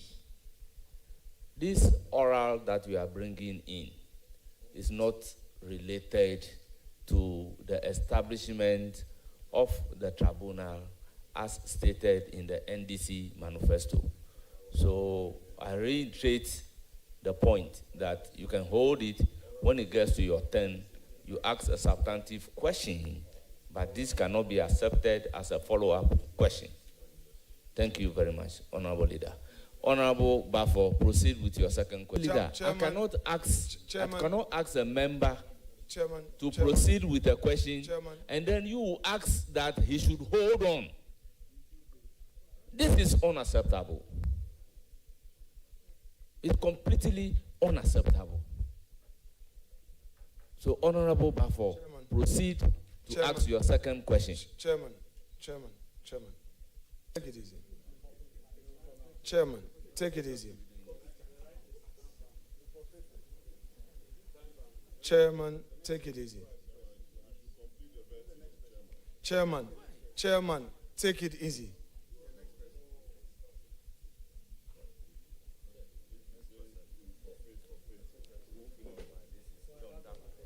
Chairman, take it easy. The nominee in a tribunal which will carry canes to lash people responded that that would be unconstitutional. You may disagree with me, Chairman. We are being cooperative, but please, he has raised a constitutional matter that if he establishes a tribunal with canes lashing people for the purpose of ensuring justice, it will be unconstitutional. Now, it is in that spirit that I am asking him, because he has raised a constitutional matter, that there are things that if you do, it will be outside of the constitution, and he as AG won't do it. So I am asking whether or not he's become aware of the aura, and if he has become aware of the aura, its mandate is within the ambit of the Constitution because he has raised it. So it is flowing from the very answer he gave on the constitutionality of the functions of a publicly established body, such as a tribunal. So, Chairman, I do not see why we should be locking horns on this matter. But however, if you insist, I will... Members, I insist that the question is unrelated to the question posed to the nominee relating to the establishment of the tribunal as contained in the manifesto of the National Democratic Congress.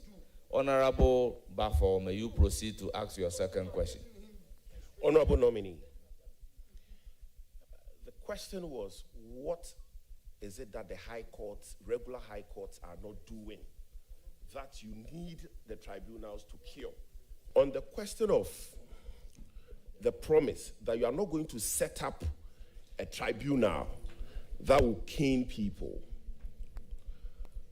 Honorable nominee, are you aware that there is that regulated by statute, and that statute does not include private citizens called ORA, something like that in the criminal, in the statutes of this country? Are you aware? Yes or no?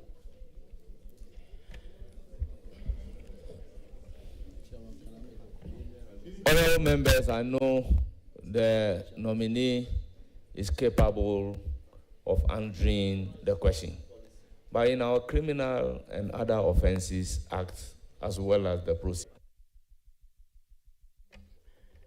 Well, I'm sure the honorable member himself well knows that Act 30, the Criminal and Other Offences Procedure Act, does not create bodies, organizations, agencies, or entities that are mandated to operationalize criminal procedure.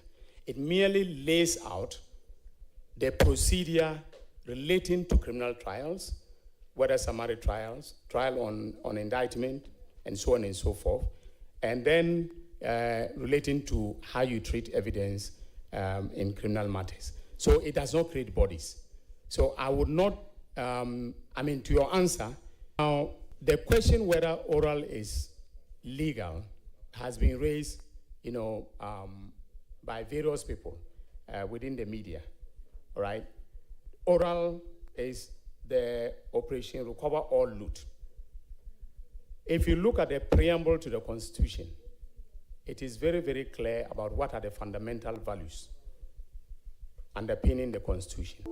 Oral is supposed to exact accountability from persons either politically exposed sources by way of property, money and other intangible resources. So oral is constitutional. Oral is legal. In fact, the fact that it is a non-legal body doesn't mean that it is illegal. There's a distinction between non-legality and illegality. Mr. Chair, please, if I may be allowed a follow-up.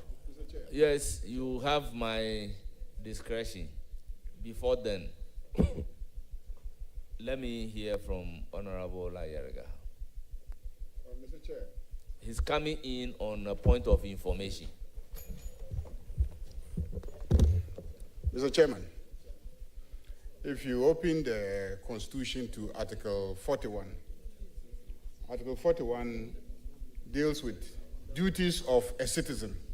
Please, everybody, listen to this. Article 41 deals with duties of a citizen. 41F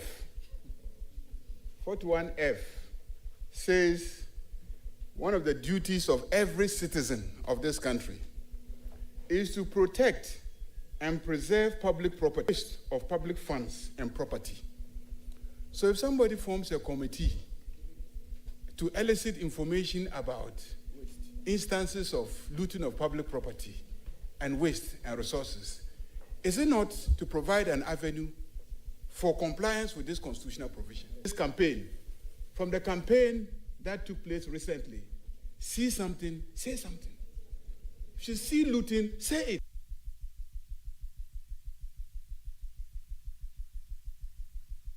Mr. Chair, my Honour members, to our guests, clap in Parliament, but we rather say, here, here. Is that okay?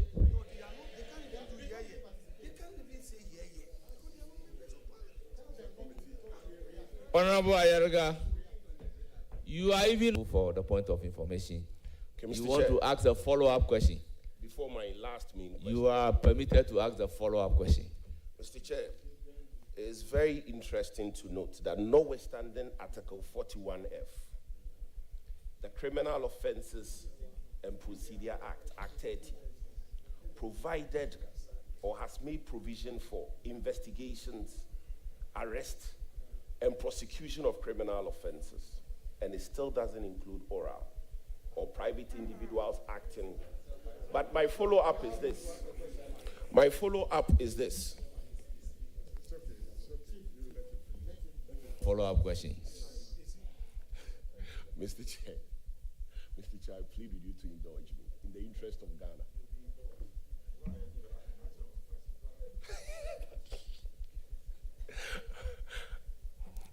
Roxanne, you promised to protect. Please go ahead with your last question. Okay. So, in the year 2010, the NDC administration under Professor Mills commissioned the Constitution Review Commission that presented its report in the year 2012, for which a white paper was issued in June 2012, hoped by tribunals, the establishment of tribunals. At page 21 of the report of the Commission of Inquiry, of the white paper, on the report of the white paper stated as follows: maintenance of regional tribunal in court structure. Government accepts the recommendation that regional tribunal be abolished and matters handled by them incorporated into the regular court schedule. Government judiciary as high court judges. This is by an NDC government. The question is that when you had previously accepted the commission's report to abolish the Commission of Inquiry, to abolish tribunals, and now you say you are bringing it back. What the High Court is not doing that you want to correct with the tribunal, is it not double speaking without any justification.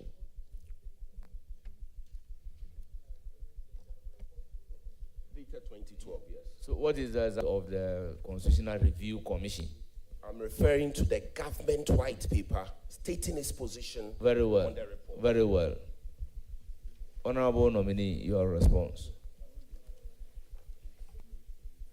Yeah, thank you, Mr. Chairman. I'm very much aware of the position stated by the honorable member. I was very intimately involved in the work of the Fiajo Constitutional Review Commission, which was headed by my own good friend and former colleague, whose secretary was my own good friend and former colleague, the current dean of the University of Ghana Law School, Professor Raymond White Paper accepted to abolish the regional tribunals. However, an American justice of the Supreme Court, a justice of the Supreme Court of the US, very famous, Oliver Wendell Holmes, he once said that the life of the law has not been logic, but experience. When experience has taught us that there are deficiencies in our justice system, you have to forgive me. When the honorable member was talking about delays, he's a legal practitioner and he knows that they disregard the fundamental human rights of citizens. During the tenure of your own government, Afoko, Gregory, when a court of law ordered that he should be granted bail, violation of the right of Gregory Afoko to liberty. So these things occur whether you are dealing with the traditional court system or a tribunal system. Okay? The good thing is to have men and women of integrity who will administer the law or administer justice in accordance with law. And that is what we are seeking to do with the re-establishment of the public tribunals.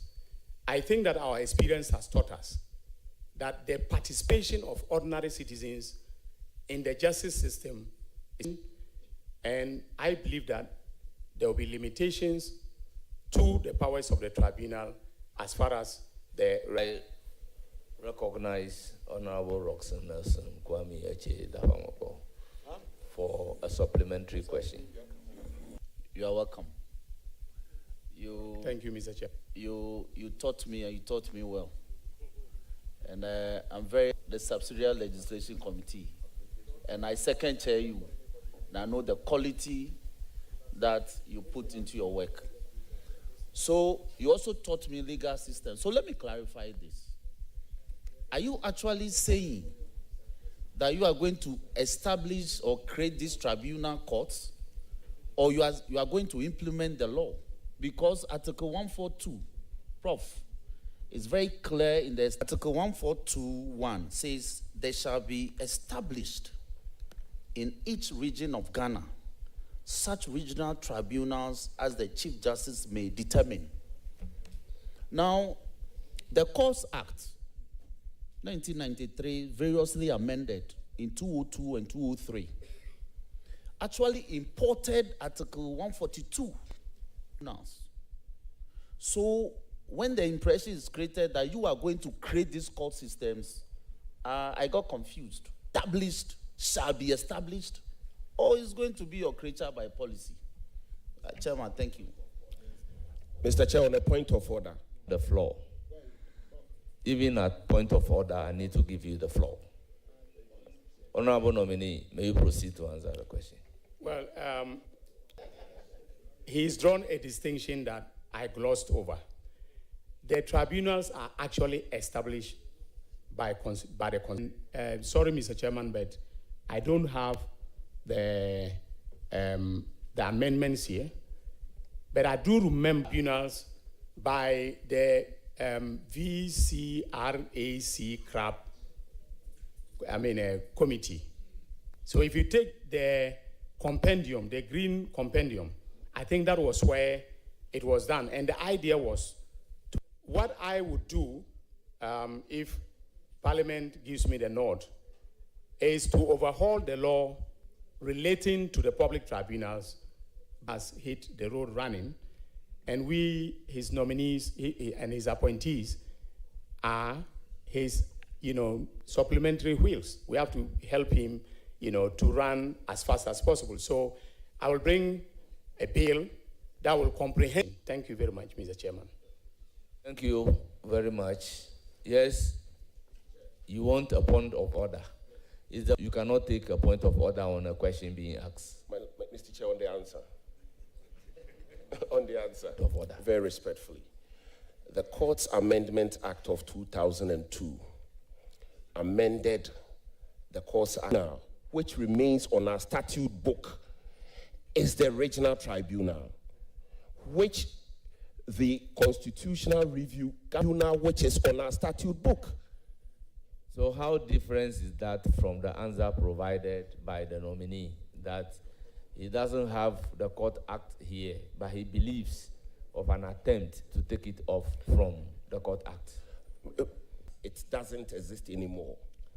Then pose a question is John Dako. Honorable nominee, I'm sure you are aware of a company called Cassius Mining. That company obtained a grant of prospecting license from the Minister for Land Administration had lost power. The company at the time did not comply with the prospecting license, and they had made an application for renewal of the prospecting license. Following that, the company did not comply. And in any case, that particular company is not before us. So you know the rules who are not before us and will not have the opportunity to defend themselves. So be guided. Thank you, Mr. Chairman. So following that, Mr. Nominee, you became the counsel for Cassius Mining and made demands on the government for renewal of the company's prospecting license.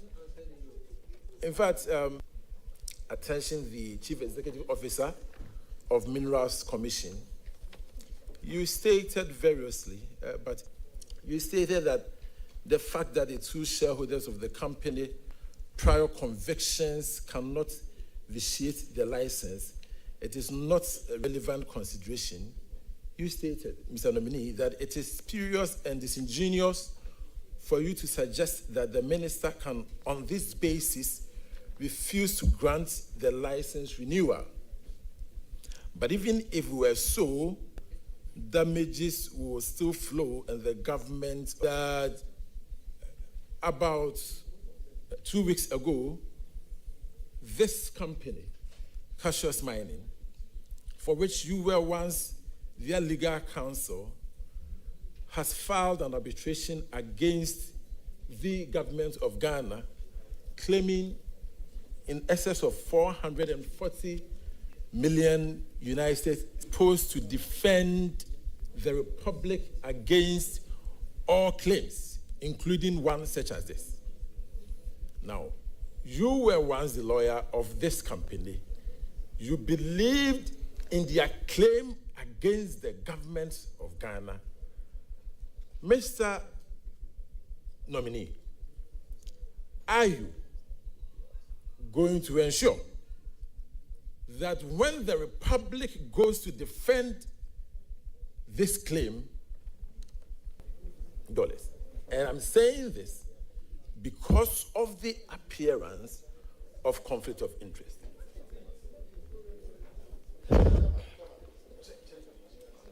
I recognize Honorable Kwame Agboja.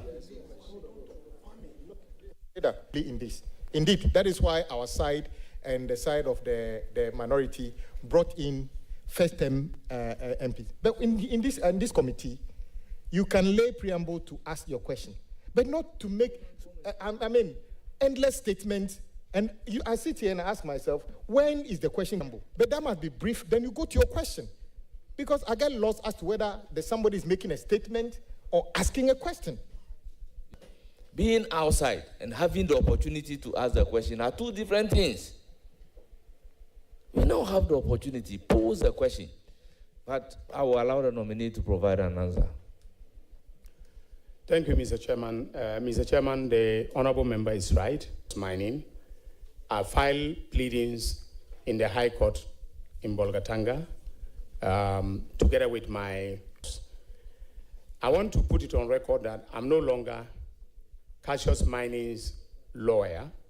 However, I'm keenly aware of the fact that the Constitution prohibits a situation where a public officer puts himself in a position where his private interest conflicts with the performance of his public duties. As Attorney General of the Republic, I will be the Republic's lawyer. As the Republic's lawyer, I am supposed to act in the best interest of the Republic, in accordance with the best traditions and ethics of the legal profession. I will not, in any manner whatsoever, compromise the interests of the Republic of Ghana. Honorable member, if you care to know, and I'm sure you are very well aware, that I was Deputy Attorney General under the former Attorney General, Honorable Marietta Brew. And for 4 years, we handled that ministry in such a way that the US government described the Attorney General's office as a corruption-free zone. We handled the ministry in such a way. You are not supposed to take part in the proceedings. So remain silent and observe the proceedings. You are only here to observe. So, Mr. Chairman,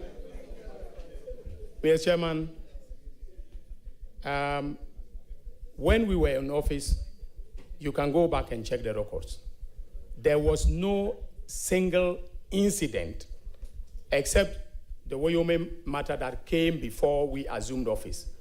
There was no single incident of questionable judgment that's arising out of or in connection with the performance of the obligations of the Republic in any contract or legal transaction. So I can assure the House that I will take measures if they are before the London Court of International Arbitration. I'm quite familiar with that tribunal. I've appeared before that tribunal several times, and I can assure you that I will put in the measures that will ensure that the interest of the Republic is not compromised. Thank you very much. To follow up, Mr. Chairman, with respect. Yes, go ahead. Mr. Nominee, do you believe in the propriety of their case against the Republic? With all due respect, I believe you have indicated the matter is before the court. Is that not so? Mr. Chair, I think and it's a fair he question. is no longer on that particular matter. So ask another question. Okay, no. I never said I don't have any. Since you didn't allow him to answer that question, I'll move on to another one. Well, I have the right, if I feel the question is soliciting the opinion of the nominee, I can overrule you. Even if he can answer, Mr. Chairman, I understand. The question is overruled. If you are done, let me give the opportunity to another person. Mr. Chairman, I believe you are done. I will then give the opportunity to Honorable Shaibu. Mr. Chairman, with respect, I am not done. Honorable Shaibu, you have the floor. Mr. Chairman, with respect, I am not done. Chairman, with all due respect, please allow him to conclude. Please. Mr. Chairman, thank you very much for your understanding. Mr. Nominee, your firm is on record as having acted for a number of companies which have gone on to make huge claims against the government. In some of these cases, the companies were formed between the year 2013 to 2017. Your firm was the law firm which acted as lawyers for the firm, for the firm. At the same time, you were the Deputy Attorney General. After you left office, the companies proceeded to go on international arbitration against the Republic, claiming millions of dollars. We have an example in GPGG, which was the claimant in the... Honorable John Dako, the nominee told the whole world that he is mindful nothing of that nature happened. He's now before us to be vetted for the position of the substantive Attorney General. Why do you keep on asking questions relating to his law firm? Author of our laws. And so, Mr. Chairman, and he's capable, I know him, very capable of answering any question posed to him. It is not the capable by the rules. You know, the law firm Ayine and Associates is different from... Yes. But it doesn't mean that he cannot answer. When there is a semblance of conflict... That question? Mr. Chairman, I asked the nominee not to answer such a question. I will now give the... Mr. Chairman, if you believe that, for instance, this question... Did you say I'm being unfair to you? Yes, Mr. Chairman, with respect. Why do you say so? Because, Mr. Chairman, you are not allowing me to ask the questions I'm supposed to ask. But I have the right to overrule you. We represent... We are guided by rules. And the people need But we are guided by rules. The people must hear Are you aware we are guided by rules? Yes, Mr. Chairman, but I don't You cannot even ask incriminating questions. I don't think at this point I have violated any rules of this House. Mr. Chairman, I haven't... Why lies the question of conflict of interest when the nominee has already provided the answer? Mr. Chairman. Honorable John Dako, you are out of order.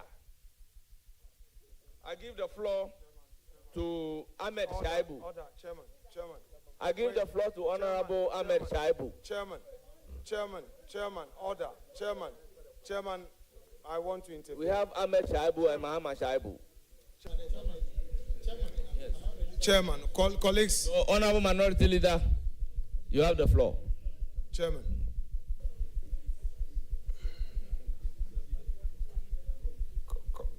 Colleagues, please, let's resolve matters. Chairman, I am making this point. If you check our rules book, you have the chairman of the committee and you have the vice chair.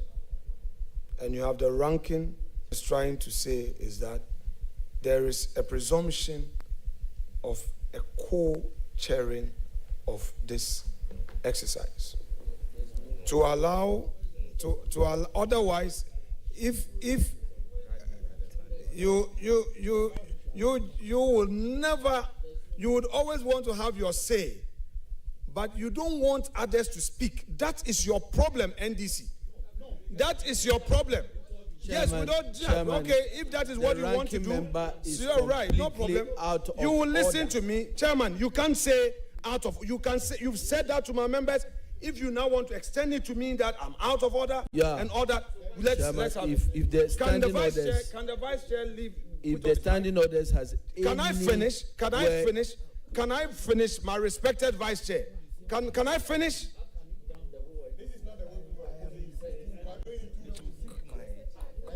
Chairman, to work as a team.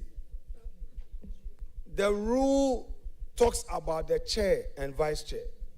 If this body to work to express a view, it would have limited it to chairman and vice chair and nothing else in Parliament, and to express views of the House.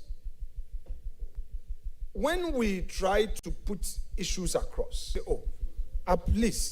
please, you are going too much. We listen to them. We want to work together. But Chairman, with the greatest respect, I have observed consistently the way you go at my members, especially the young ones, the new ones. It's not the right way. I've been quiet. It is going, I think, as your co-chair, and I want to state this on record. Well, standing, don't worry. If you give it a purposive interpretation, it will lead you to that conclusion. Please, let's understand each other. This vetting should have taken place tomorrow. All three of us, we cooperated to have days, 21 days or 15 days notice to be waived so that you can form your government as quickly as possible. I am pleading with you, Chairman. I am pleading with you. I do not. Can I finish? No. I do not like this situation whereby your side is still behaving as though you are in the minority. You are not in the minority. You are now in government. Please, we mean well. It is the reason why we are here. Stop the approach you are adopting. I am pleading with you. I am humbly pleading with you, Chairman. The approach will not help all of us. You see, honorable members, I will give the floor to... Chairman, he did not finish. Please. No. Chairman. No, he didn't finish. He had called somebody. Chairman, all my plea is... Please. You see, honorable members, we don't sit here to gag any member, but we rather give you directions. The fact that we are guiding and giving you directions as an honorable member of parliament, you should take a cue and proceed. If I want to apply the rules strictly, as the former First Deputy Speaker have been doing, what happened today, we may not be experiencing some of those things. According to him, you are asked to ask a question, you ask the question, but we have allowed you to run commentaries, sometimes to read write-ups before asking the question. So I would urge all of you, particularly the new members, to take guidance from the chair. We are here to guide you. We are to guide you. So if you still have one more question, you may proceed to ask the question. Come here, I beg you. I'll give you the floor after that.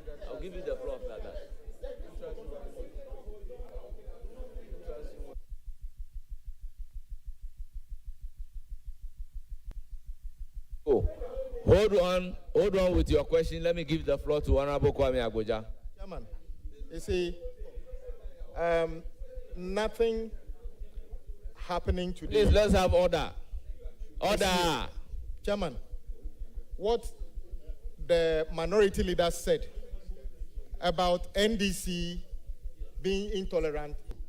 Mr. Speaker, Mr. Chairman, we've had situation when the president nominated people on Friday, and we came here on Saturday to vet the people. That is not true. What we are saying is that, yes, indeed, we've had first-timers in the House, indeed, in the chamber. We've seen first-timers from both sides. They come to committee, and instead of asking questions, coming to read statement, it is appropriate we put them right. That should not be a situation anybody ever allow friends or non-members to ask questions. It's because we wanted to carry everybody along that we give them the opportunity. So, Chairman, I would encourage you once again, stick to the rules. When you give an opportunity to somebody to relate it, it will not help anybody. Mr. Speaker, Mr. Chairman, let's make progress, but let everybody who gets opportunity ask the question and let answer the question. Chairman, I also noticed, anyway, you go on. Thank you very much. For indulging me. I am very much concerned about what is happening here. And in as much as we don't want it to look like newcomers are being gagged, I think that parliamentary practice and procedures transcends the presence of this parliament. If we want to do it, we have to do it right, because you'll be going out there meeting other parliaments. So in the name of supporting first-timers or newcomers, all of us are still learning. But if we refuse to learn the right way, we will go out there and embarrass not just ourselves, but the Parliament of Ghana. So I'll plead with us, in as much as we want everybody to have the freedom to express himself or herself, let us do it within the laws, so that when we go out there, we'll have the confidence to operate. Leadership will not be there all the time to protect us. Even leader might not be on the floor of parliament every time we have to rise and talk. So if we don't learn it the right way, we are the ones who are going to suffer. So I'll plead with you, let's do it the right way. Thank you. Thank you. Thank you very much. We've been patient the whole day.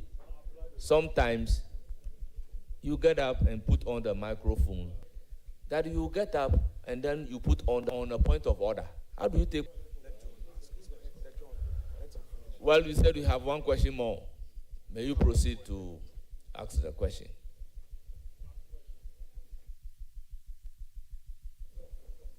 Chairman, thank you very much.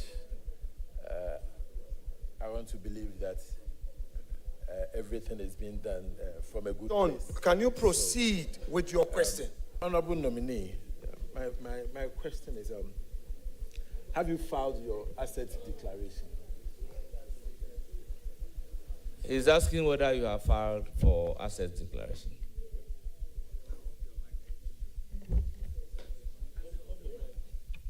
Yes, I have.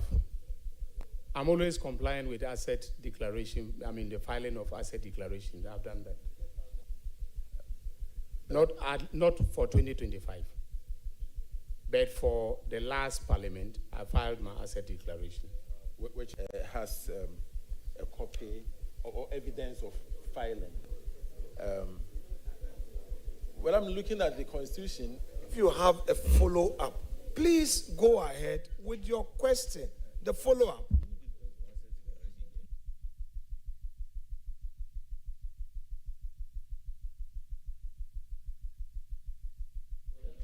Before you come in to ask the question, I want us to be guided by the constitutional imperative in Article 78, which states that for you to qualify as a minister, you must qualify to be a member of parliament.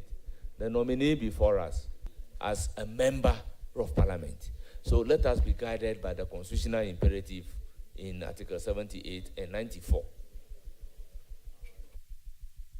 All right, thank you, Mr. Chairman. So, Mr. Nominee, your law firm, that is Ayine, Fairley & Co., is on record. Then, did you advise on the agreement between GPGG and the government of Ghana, of which you were the Deputy Attorney General then, and which led to a judgment debt of $134 million against the state? Okay, so, Mr. Chairman, it is important to set the record straight, because this is a House of Record, this is a Committee of Record. I became Deputy Attorney General, I think in April 2018. When I was nominated, because I did not have the right to practice, my firm, or the firm of lawyers to which I belonged, was. And when GPGG came into Ghana, he was a lawyer who was approached to help them navigate the process of company registration. And he was the one who registered the company for them. And he had the right to do so to earn a living. He wasn't banned from practicing because I was Deputy Attorney General. Subsequent partners, and when he was leaving, because GPGC was his client, he took them along of him. And I had no dealings whatsoever with GPGG in my private capacity prior to being nominated and appointed Deputy Attorney General. Was very gracious to me because I came from academia. And one of the things that the subjects that I taught, and I'm sure you took my natural resources law course, petroleum. So she, subject to reporting to her, I was in charge of the petroleum and energy GPGG, all right, which was because the PPAs are standard, the provisions are standard. You can take any normal PPA, the variations are not many. So I issued a legal opinion for them. I mean, I signed it for and on behalf of the Attorney General. So technically speaking, it was Honorable Marete Bruce's opinion, not mine. But whatever the case, when the dispute started because of the actions and omissions of your government, I was no longer in office, and I never acted as a private legal practitioner in any of the disputes. Mr. Chairman, that's all I can say for now. I believe you have exhausted your questions. It is now the turn of... Mr. Chair, thank you very much. The name is Shaib, S-H-A-I-B, with all due deference. Doc, in 2021, during the hearing of the election petition, in the court, the matter was referred to the General Legal Counsel. The matter is still pending. My view and my question is that, are you, with all due deference, not in the position to have the matter resolved before you take up this high office of Attorney General and Minister of Justice? Thank you. Thank you, Mr. Chairman. Thank you, Mr. Chairman. Honourable member, before you come in, the matter is with the matter pending judicial decision.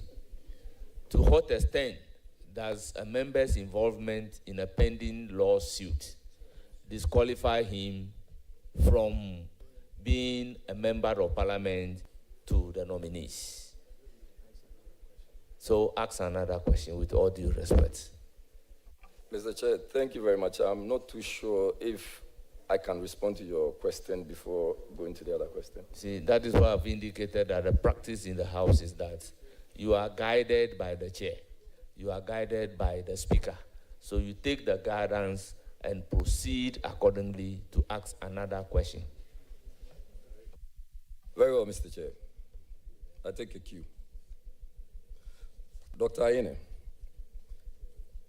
during the Mills Mahama government, in which you served as the Deputy Attorney General, the state lost a number of international arbitration cases and local ones as well.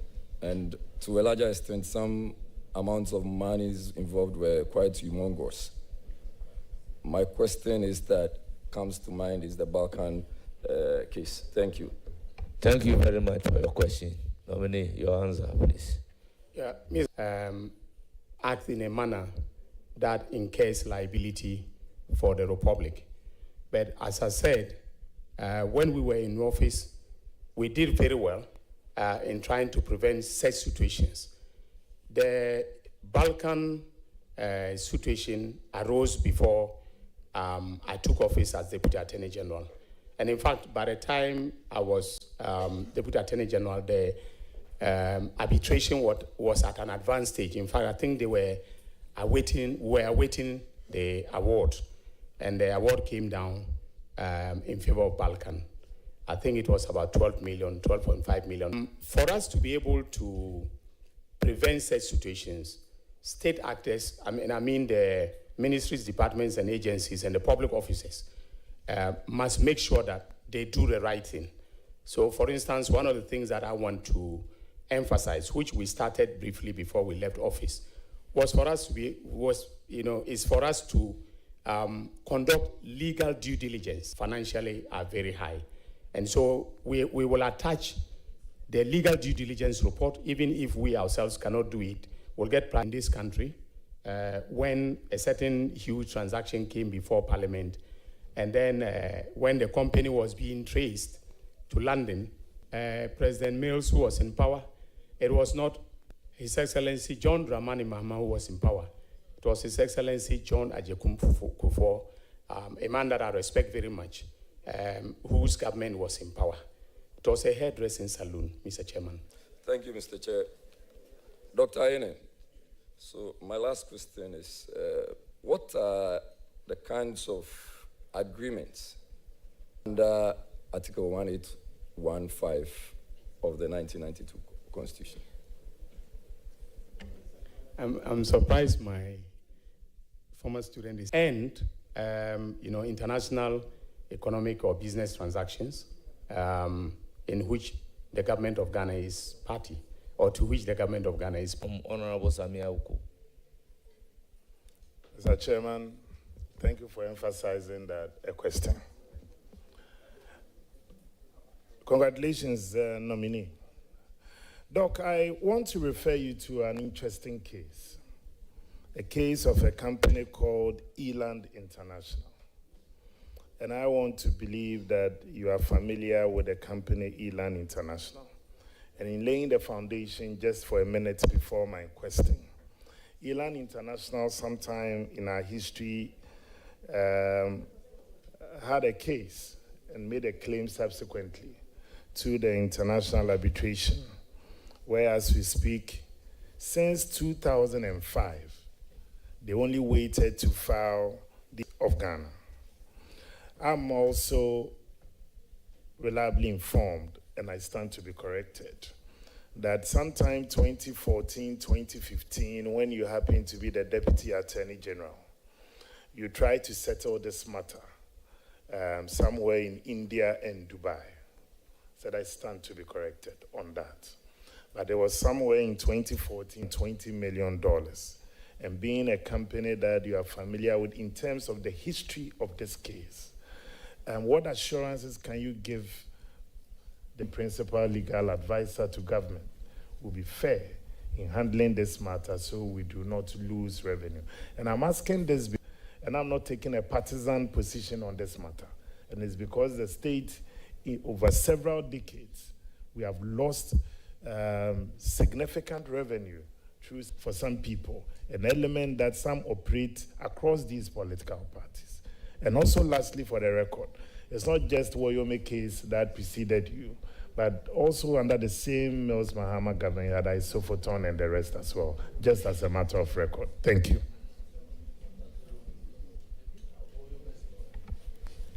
Thank you very much. Record that I have never served as counsel for Elan. Yes, I was involved in two aspects.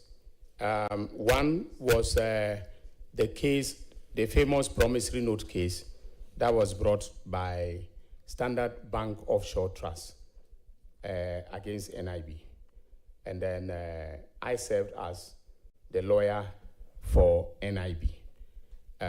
As the first defendant, Elan was the second defendant, but had a completely separate legal representation. So I've never served as their lawyer, so I'm not conflicted in any way. I also want to put it on record that I am not aware of this arbitration that you have referred to. And Mr. Chairman, I believe we are a committee of parliament, but there are certain rules and practices and conventions of the legal profession that we need to abide by very, very carefully. When a matter is pending before arbitration, you are not even supposed to discuss it. When it is before bodies like the London Court of International, the Permanent Court of Arbitration, etc., you are not supposed, to discuss them. But as Attorney General, I will take all the steps that are necessary. The Republic is my is the only client that I have, and I must act in the best interest of the client. Defend vigorously the interests of the Republic in this arbitration that you are referring to. Thank you very much for your answer. Mr. Chairman, government of Ghana to be precluded from discussing a matter because it's also pending before the arbitration raise was to draw your attention. Once you are not aware that they have filed an arbitration claim of $320 million, I'm only informing you in that because once they have made that claim, it is clear that they are taking steps to extract that from our very dry pocket as well. Thank you. Samiaku, is that matter still pending? Yes. Because he is, in fact, they have filed a claim in November, and that's why I'm informing the incoming Attorney General about it. Well, be guided of the fact that we cannot be commenting on the matters of judice. No, it was not really a question. You are just seeking the indulgence of the nominee. Is that not so? Exactly. Then I came in to say that, is that matter pending a judicial decision? We cannot be seen to be commenting on the matter sub judice, and you take a cue from it. Is that not so? So I am most grateful for you taking a cue from it. It's now the turn of Honorable Patrick Yao Buama. Honorable Adongo, you are here for the finance minister, so you can leave. Let me use the opportunity to congratulate my lecturer and senior brother and a firm believer. Congratulations, Doc. Doc, we've been talking about aura, special prosecutor, and what have you. People want to find a very quick way in administering criminal trials in this country.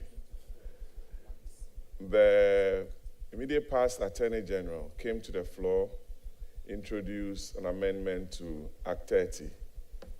It went through first reading, second reading, and consideration stage. But it could not see the light of day because we could not take it through the clause by clause and also the third reading. Would you consider reintroducing the bill to enable your office take the necessary steps in the reforms proposed therein in our criminal justice system? Thank you very much. Thank you. If the honorable member is seeking to be introduced as it was, my answer is no. The reason is because I disagree fundamentally are being used to delay and stymie the conclusion of trials. I disagree with fundamentally. I think that lawyers should be allowed, if there are technical issues that judge, incumbent upon the judiciary to dispose of those in an expeditious manner so that the substantive trial can proceed. To bring statute, to basically try to constrain lawyers, from filing preliminary applications. Some of them are, fundamental in terms of seeking to do right by the law and procedure under Act 29 and Act 30. So I disagree fundamentally with it. I will take a critical look at it. I took part in the consideration, but I had fundamental issues with it. I'll take a look at it and see if it should be ever tabled at all, or that the status quo ante remains. Thank you very much. Your submission is in tandem with convict people. I think anybody accused should be given all the opportunities to defend himself. Let me go ahead and ask my question. I'm very satisfied with his answer. Honorable nominee to be AG used the staff and the resources available at the AG's department to fight some arbitration cases. They did not hire any external or foreign counsel to assist their office, and they were successful in most of the cases. I'm sure you're aware of it. The ADR Center has been activated and set up in accordance with law for which I believe that the forum for some of these arbitration proceedings ought to be Ghana, to save cost and to use the capacity. You are going to occupy the biggest chamber in the country. Are you going to assure the country that you will not expend so much money in the hiring of foreign counsel and you situate arbitration within the confines of the country so that lawyers and practitioners and the big staff that you have at the AG's department will have access to the ADR Center and practice their profession? Thank you. I will otherwise term your question, the bar must prosper. Honorable nominee, you may proceed to answer the question. Okay. Thank you very much. It may be the case that certain matters are specialized areas. There's no in-house expertise. With the law and practice of the seat of the arbitration, you have to be careful that you take, you have to be careful in not disregarding any advice to bring in lawyers from that jurisdiction. We'll consider the use of in-house expertise, but it's not exactly true that they use in-house lawyers throughout. The Attorney General kept saying that, but during the transition, we had evidence that they consistently paid foreign lawyers millions of dollars to do cases. Honorable Boma, you have a chance to answer. It's a very important question. The Supreme Court, very wide. I ask this question every year, and I want to hear from my senior. You know the jurisdiction of the Supreme Court is very wide. From appellate, you know everything. I need not go over it. Do you think the current composition of the Supreme Court ought to be augmented with some new appointments? And what do you think must be the ceiling, given the fact that some people don't even understand the workings of the courts? And do you think they have the appellate to whatever? A lot of them, about 7 of the jurisdiction. Honorable Boma, if you said some people, who are those people? Not every person understands that the Supreme Court handles a lot of matters, apart from what they perceive to be only political or constitutional matters. Some may be appellate matters. They have jurisdiction over chieftaincy matters originating from the House of Chiefs of the Court under Article 130. A lot more, about 7 or so. Election petition. And you have only 11 people handling all these matters. That's why I'm asking him. That's the gravamen of my question. Very, very well. Yes, Honorable Nominee. Yeah. Thank you very much. Mr. Chairman, I agree with the Honorable Member that the jurisdiction of the Supreme Court is very wide, and he has already enumerated of the caseload in 2 ways, in 2 broad ways. One is dealing with them. Give you an example.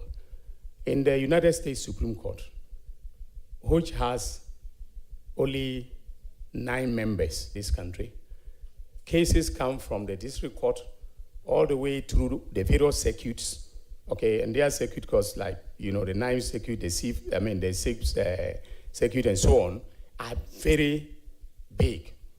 And sometimes, if there's a federal element in a state matter, it can emanate from a state Supreme Court to the United States Supreme Court. And yet they still have only 9. You know how they deal with the cases efficiently? The judges, for every case that is coming, a brief note, and it says set denied, all right? Set well-known procedure. So if you are a practitioner before the United States Supreme Court, you have to be very, very good at to them, and they let their research, what they call them, the clerks. The clerks will review, they'll go to conference, and then they tell the registrar, right, said denied. That is it. You're not going to waste the time of the court by coming to appear before the court and call, for the case to be called and so on. I think that we should adopt very efficient, frivolous appeals to the Supreme Court, for instance. I remember once I was before the court, and then somebody brought an appeal that had to do with the fact that he, the lawyer, was not there when a decision was granted against him. So he took this appeal all the way from the High Court to the Court of Appeal and then to the Supreme Court. And the Supreme Court was empaneled to hear him.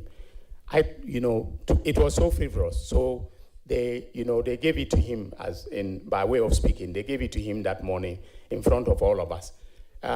So we lost, appeals so that the justices are not burdened. One way is also to increase the numbers. But then the court itself, specialized divisions, all right? So you can have the Supreme Court Constitutional Division, and you have, of course, you have some of them who are experts in criminal law, like my former teacher, Justice Henrietta Mensah-Bonsu. She could lead a panel of justices who will be dealing with criminal appeals. So specialization may make the court more efficient, and then the burden on the court will be reduced. But that would mean, for instance, that instead of 11, we may have 15, so that 5 each, that is what I would say for now. Thank you, Thank you Dr. very Ayine, much. and congratulations. I wish you the very best. It's now the turn of Honorable Deputy Minority Leader. I congratulate the nominee. It's a very good associate of mine. We've been to several of his lectures, and I must say that I don't even have the locus to be asking any question. But Mills Mahama NDC administration, in which you served as a deputy attorney general. An example is the Balkan arbitration, in which about 13.5 million was awarded against the state. My only question is, how are you? Honorable nominee. Yeah, thank you very much. Mr. Chairman, I have previously, and then say maybe as closely as possible to the answer that I gave, which is that, we will do our best in the department to ensure that we negotiate well as far as the agreements are concerned. We do not take steps to abrogate when we know that the state will incur liability. We make sure that public officers, who are involved in these transactions, do right by the law. So when we act right, we will win at the arbitration. It is the arbitrary termination or wrongful terminations, sometimes because the public officer that is engaged in that conduct, that is a public officer issuing the letter of termination, does not, I think that we should begin to also punish, such people when they, misconduct themselves, terminate, and then bring about judgment debt. Thank you very much. Any further question? Yes, thank you very much. What would you do in your capacity as a Attorney General to continue the tradition of a zealous defense of the state's interest in international arbitrations? What specifically will you do? Yeah. Thank you. Any answer to the question? We definitely will be putting our best foot forward by getting lawyers, either local or international, that are knowledgeable, that are skillful, and that have integrity to represent the Republic and defend its interests. Thank you.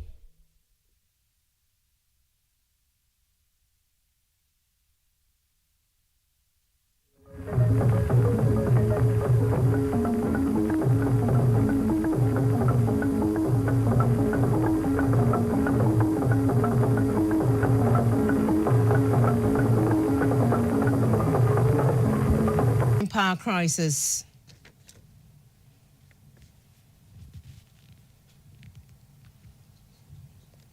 Finance, Dr. Atuforsen. What innovative and practical measures will you champion to strengthen the capacity? Thank you, Honorable Chairman. Just to let the nominee know that my fashion taste will not change as Attorney General. The Honorable, to the issue of corruption, as a country, we've tried various mechanisms, we've tried various institutional measures. We formed commissions of inquiry. If you go back to our history, the Olenu Commission of Inquiry was into the sale of import licenses and the bribery associated therewith at the Ministry of Trade. For the lawyers around the table, you remember the case of Kenya versus the Republic. That case arose out of the Olenu Commission of Inquiry report. So using commissions of inquiry has been one of the things that we've used to fight corruption. Of course, constitutionally, you remember that SRAJ is also another institution that has an anti-corruption mandate. And at the beginning of the Fourth Republic, you remember very, very well the work that its first chairman, Emily Short, did with, high public officials appearing before the SRAJ.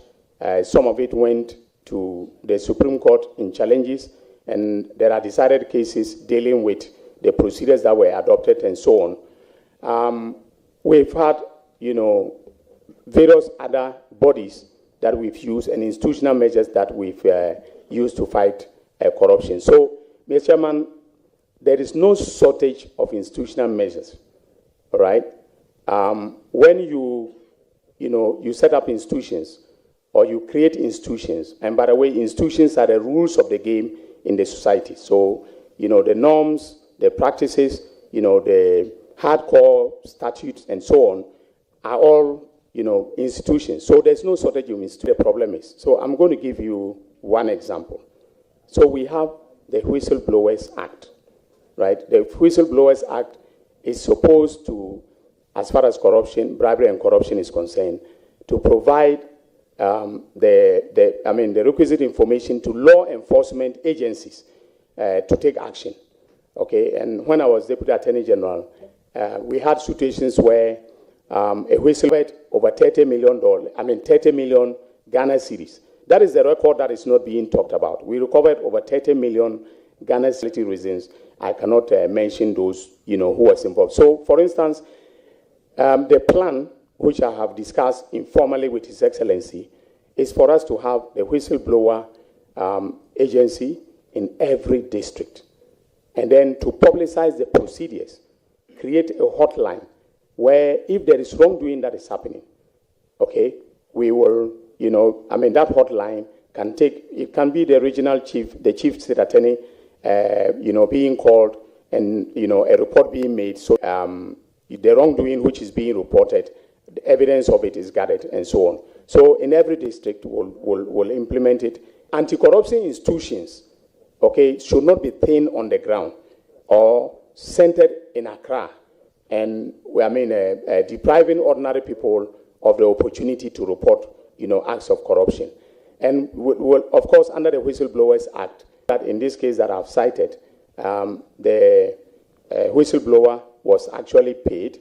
The Honorable Atachia, eventually, if you want to, cross-check what I'm saying, you can ask him. The Honorable Atachia represented the whistleblower in his pursuit of the 10%. We agreed to pay when MPP took over.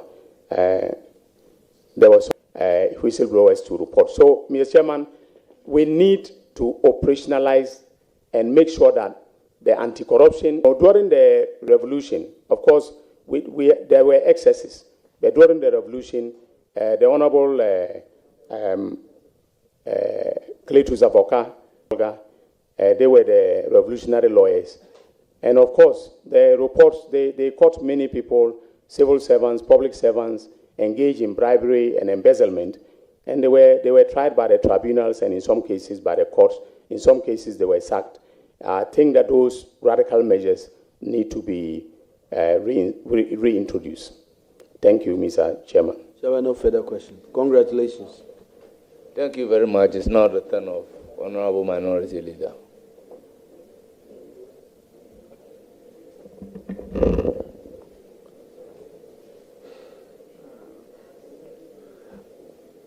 Chairman. Chair, I want to take my respected colleague and Leonard. The page 1 of your CV has no biodata of you. Okay, so for the record, January, Mr. Ayine Atenga and Madam, my residential address is number 3 Kofi Annan Avenue, North Legon, Accra. Your postal address? PO Box LG 70, Legon, Accra. I still use my address. Now, have you paid all your taxes to date, or have you? Actually, I have a credit of 470 cedis that the Republic owes me. In other words, I've overpaid. On my tax, clearance certificate, which I can present to the committee. Do you it? No, please. If given the opportunity, would you be able to furnish this committee with the amount of tax you pay to the state in the year 2024? Yes, Mr. Chairman. I can furnish the committee with my taxes. I don't joke with it at all. Chair, I'm very specific in my dealings with my respected colleague. I'm asking about your 2024. Chair, may I know from the nominee whether he ever represented Fidelity Bank as its external solicitor? Yes, Mr. Chairman, I've represented, and in fact, I'm still representing Fidelity Bank as its external solicitor in a case that I filed in the High Court for damages for defamation. Are you on retention? No, I'm not on retention. Are you also a solicitor for the Electricity Company of Ghana? No, I'm not. Have you ever been a solicitor for the Electricity Company of Ghana? Yes, I have been, which case has been disposed of. And then also, I was actually hired by an English law firm called Omnia LLP. That was hired by ECG as their lawyers before the London Tribunal on behalf of ECG. Very well. Was that case in respect of the PDS matter? Yes, please. What was the outcome of the PDS trial? Not PDS. But a dispute was brought by PDS. I want to make it clear. I know why I'm saying Chairman, so let's help ourselves with respect. So PDS sued the Electricity Company of Ghana. That is correct, Mr. Chairman. Right. So ECG then became a respondent in the matter for ECG. That is so, Mr. Chairman. Very well. So having landed on that point, I shall proceed to ask you, what was the outcome of the said arbitration of which you were counsel for ECG, please? Mr. Chairman, we are expecting the award in May. Everything that I was supposed to do as counsel has been done, except that my fees are outstanding. You mean part of your fees? You mean part of your fees is outstanding? Yes, part of my fees. Yes. So, because you were paid some. Let me put it on record that I was on the side of the Republic. I want to put this on record, that I'm on the side of the Republic. The Republic is the sole shareholder of PDS, of ECG. I declined for ethical and political reasons. I want to put that on record. Chairman, I would want to plead with the nominee that much as it is his desire to provide additional information, matters, if you bring in other matters, then you would lead me into asking. So I want to make it as short as possible. Is that okay? That is okay, Mr. Chairman.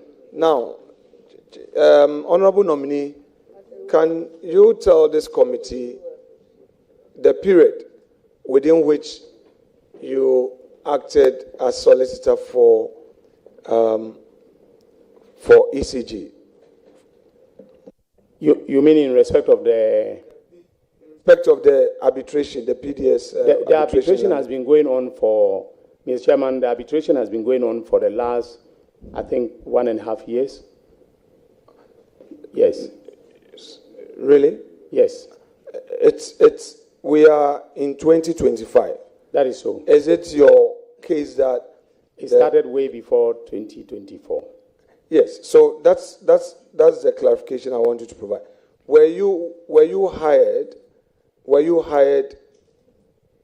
in 2018? Now, in 2018, maybe, Mr. Chairman, he's confusing two matters. There was another matter, that is ASG versus, well, that's the short name of the company is ASG, All Services Group, and ECG. Okay, so then they hired me, and because I... So when did the PDS sue ECG? Mr. Chairman, I can't remember off the top of my head, but I can provide the committee with the accurate information. I know you did.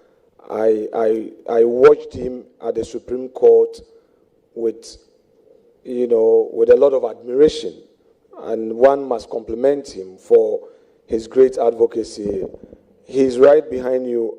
Since most times date from him, he's behind you. If chairman will grant leave. No, I think the witness is under oath. We cannot allow another person to interfere. So he promised when given the opportunity, he will let you have the date. So we take the witness words. So, thank you, Chairman. Thank you. So, Leonard, in taking up the case, Electricity Company of Ghana being their counsel, you believed in their case, didn't you? Very well, Mr. Chairman. I would never take a case. My juniors know that. I won't take a case unless I believe in the merits of the case. And you believe that your client had done nothing untoward in its decisions leading to the termination of its contract with PDS? Mr. Chairman, the witness really provided the answer that he will never take a case unless he believed in. And additionally, we are still expecting the you and I are practitioners, and you know I will respect those barriers. I'm not going to ask you to narrate to us those details of the case. All I want to ask you is that you believed in the merit of your client's case, to the effect that, in your view, your client had not done anything wrong in the handling of its contract. That is correct. That is correct. Communication from the nominee. The case is pending award. Is that not so? So that is so, Mr. Chairman. So it is a matter under determination, and by law, can we be going into the merit of that particular matter, whether you believe or you don't believe in it, since it is pending a judicial determination? Chairman, I appreciate your intervention. I would humbly plead with you one more time to allow me to flow. Honorable nominee, and let me say to you that though we have political differences, I respect you for your stance in a lot of matters of national discourse. And without prejudice to any member of the majority caucus or any member of the NDC, you know that you are the only person who has a picture with me, and that picture, this other question that is coming up. You took this case with ECG, well aware of the politics of the country at the time, weren't you? That is so, Mr. Chairman.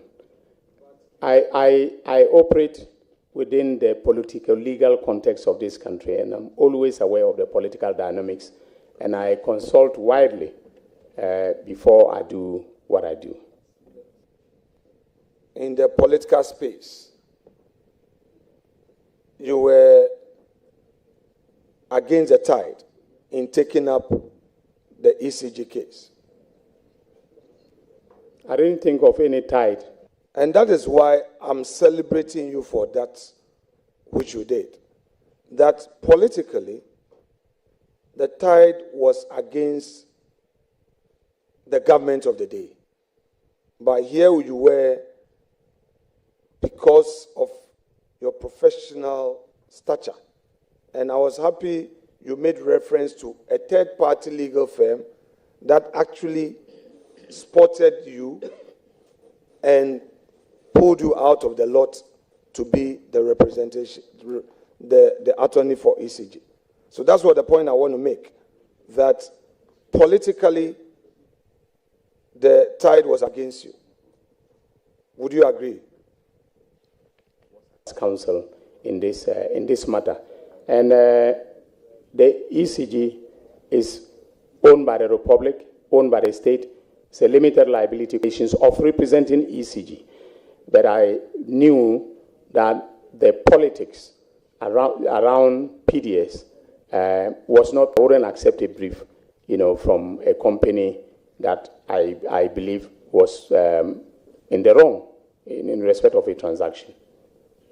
So you are saying that ECG is a limited liability company with its own board. So it's a separate corporate entity from the state, though the state is a sole shareholder. Yes, Solomon versus Solomon. No. Yeah. I just want to ask that for emphasis. Yes. Therefore, the conduct of its board is completely independent from the state, correct? That is correct. You are to advise the state in a situation where they dissolve the board. Would you find that to be appropriate? Yes. Yes. Kindly get my statement in question, my question in context, so that you don't have what I'm saying. The question is, yes, since you acknowledge through Solomon versus Solomon, they're saying that the body, the company is an independent, institution separate with its own board. I'm asking whether a sector minister will be right in issuing a statement to dissolve a properly constituted board of that entity which you acknowledge as a corporate body. We can haggle with the form that it has taken, but that is notionally equivalent to a resolution of the shareholder dissolving the board. Okay, so let's go a bit into company law, since you are introducing that. So my basic understanding of corporate law is that the shareholders have such rights to take decisions on the appointment of the directors of the firm.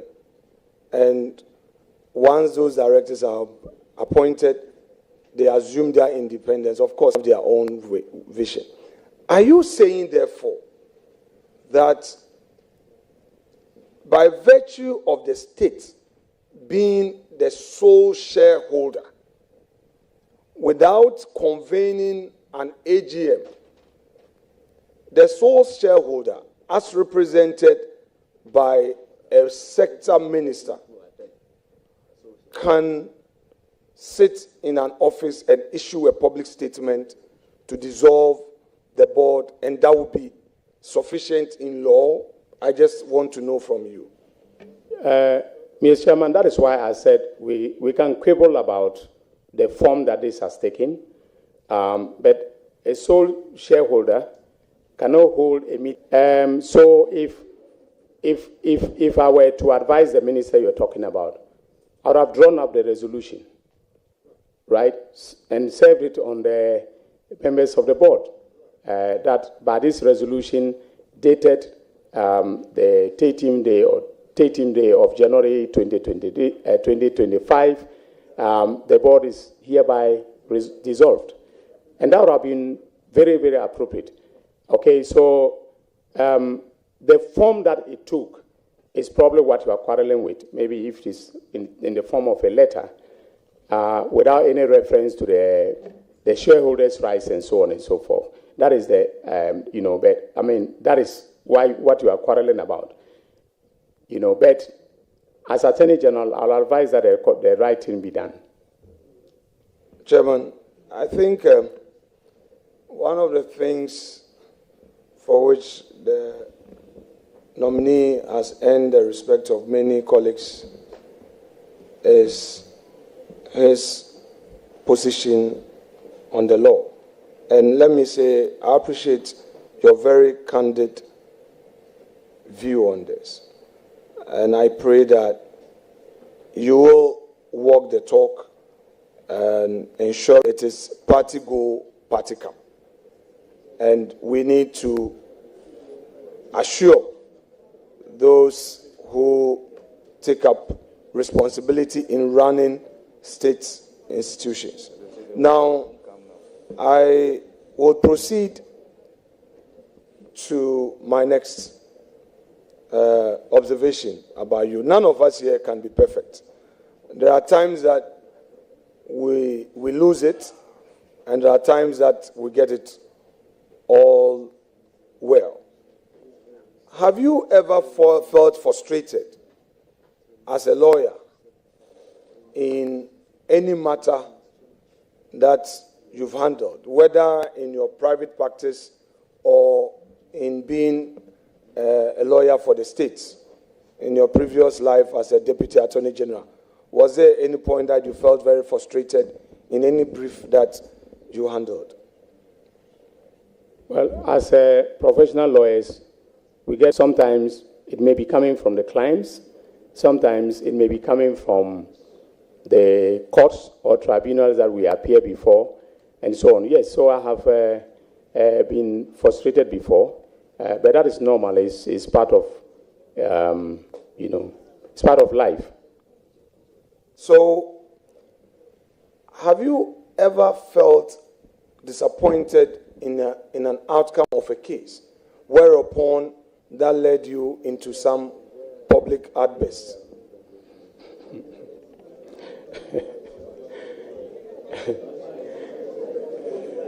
Mr. Chairman,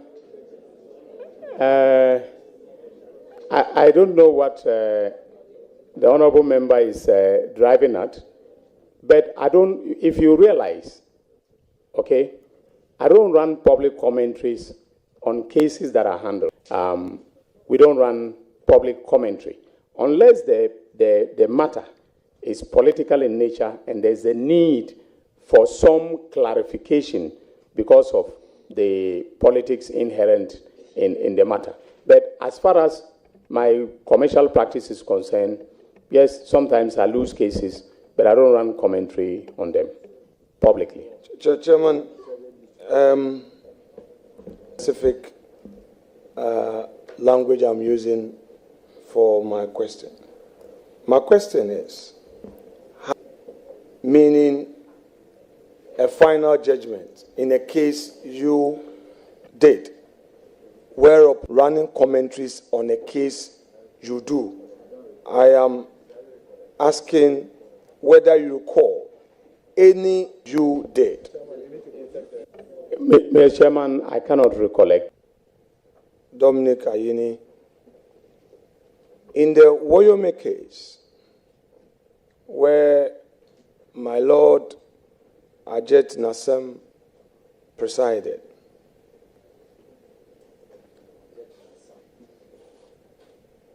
you, the media, reported you to have said, that is the submission of no case, where the judge ruled that there was no case to answer was upheld, and your opposition to that application was rejected by the court. The media reported you to have said that the judge, if that report by the media is correct, you were right? Well, Honorable Minority Leader, the witness indicated clearly that he doesn't run commentary. He cannot remember. But you keep on asking about... So the witness will want to answer. Proceed and answer. Mr. Chairman. Counsel, hold on a second.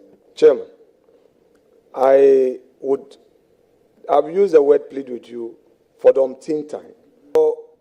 Some of our colleagues are expecting a certain level of conduct from us. I beg of you. Mr. Chairman, thank you very much. I think context is very important.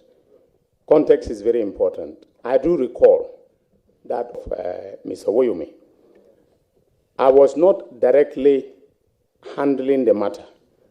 I was actually supervising the current DPP and a team of lawyers to handle the matter. But then the judge, in his ruling, took a swipe at the Attorney General. That is my boss. He took a swipe at the Attorney General because this was a case between the Republic and Mr. Woyomi. So he took a swipe at the Attorney General. Lawyers were called who were then running adverse commentary against us in the matter. And so we took a decision in chambers that we needed to respond and to explain. And, Mr. Chairman, there's a lot that I know about a judge that you don't know. So don't open a Pandora's box. Chairman, call former U.S. Defense Secretary Donald Rumsfeld come out with this saying that there are known unknowns and there are unknown knowns. I'm sure that is the area you're trying to venture into. However, the unknown knowns which you want to refer to are not a matter put the unknown knowns out there. That is why you didn't put it out there. I am only interested in the facts that the ones that you decided to put out there. And that is where I seek to ask you a question on. You've explained that it was in context, and I think that's fair enough. I wouldn't belabor. But let's also move to another point. The Supreme Court. There came a time where the Supreme Court made certain pronouncements, which I'm sure you were not too pleased with said pronouncement, and that resulted in some comments by you, and the Supreme Court was not happy, and eventually rest. What have you to say to young practitioners who will be dissatisfied in what happened? Mr. Chairman, thank you very much for the question. Once I am approved and sworn in, I would admit that I am an example. I've never been engaged in any unethical conduct in my practice.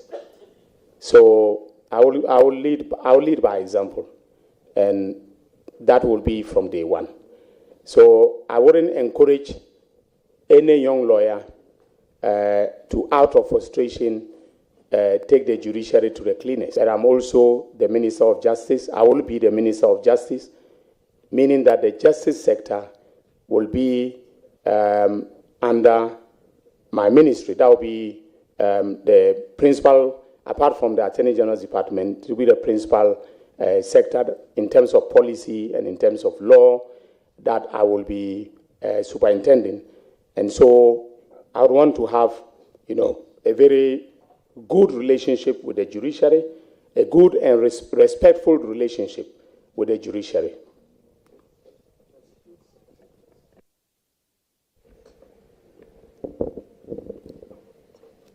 Chairman, we have become aware of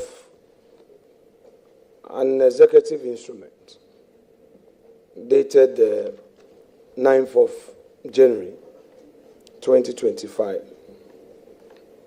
And this executive instrument takes its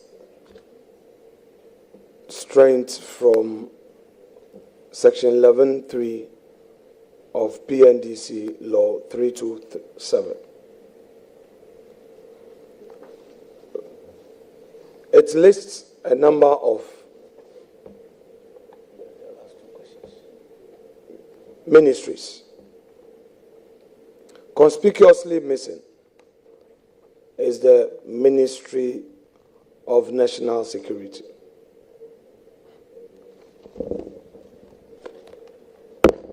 There is a provision for the creation of the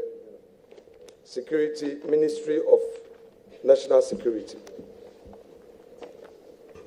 Going in as the Attorney General, would you advise the President to amend this EI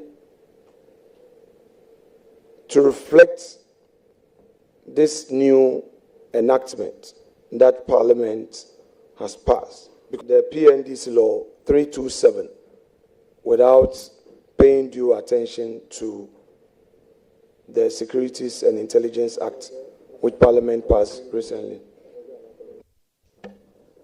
Thank you, Mr. Chairman. And I have, previously had to have, discussions on this executive instrument. And once the Act provides for a Ministry of National Security, at it, and then advise the President accordingly.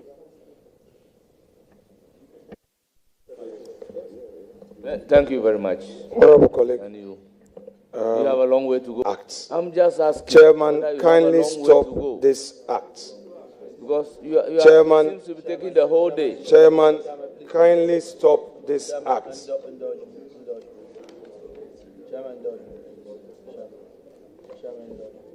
A ceiling on a number of questions that the leadership is also supposed to ask, so that we don't go to town. We go straight to the point. So, at our meeting, we need to take. Chairman. He's not even listening. Chairman. Recognize me. Recognize me. Chairman. Listen to me. Let him come so that give you opportunity.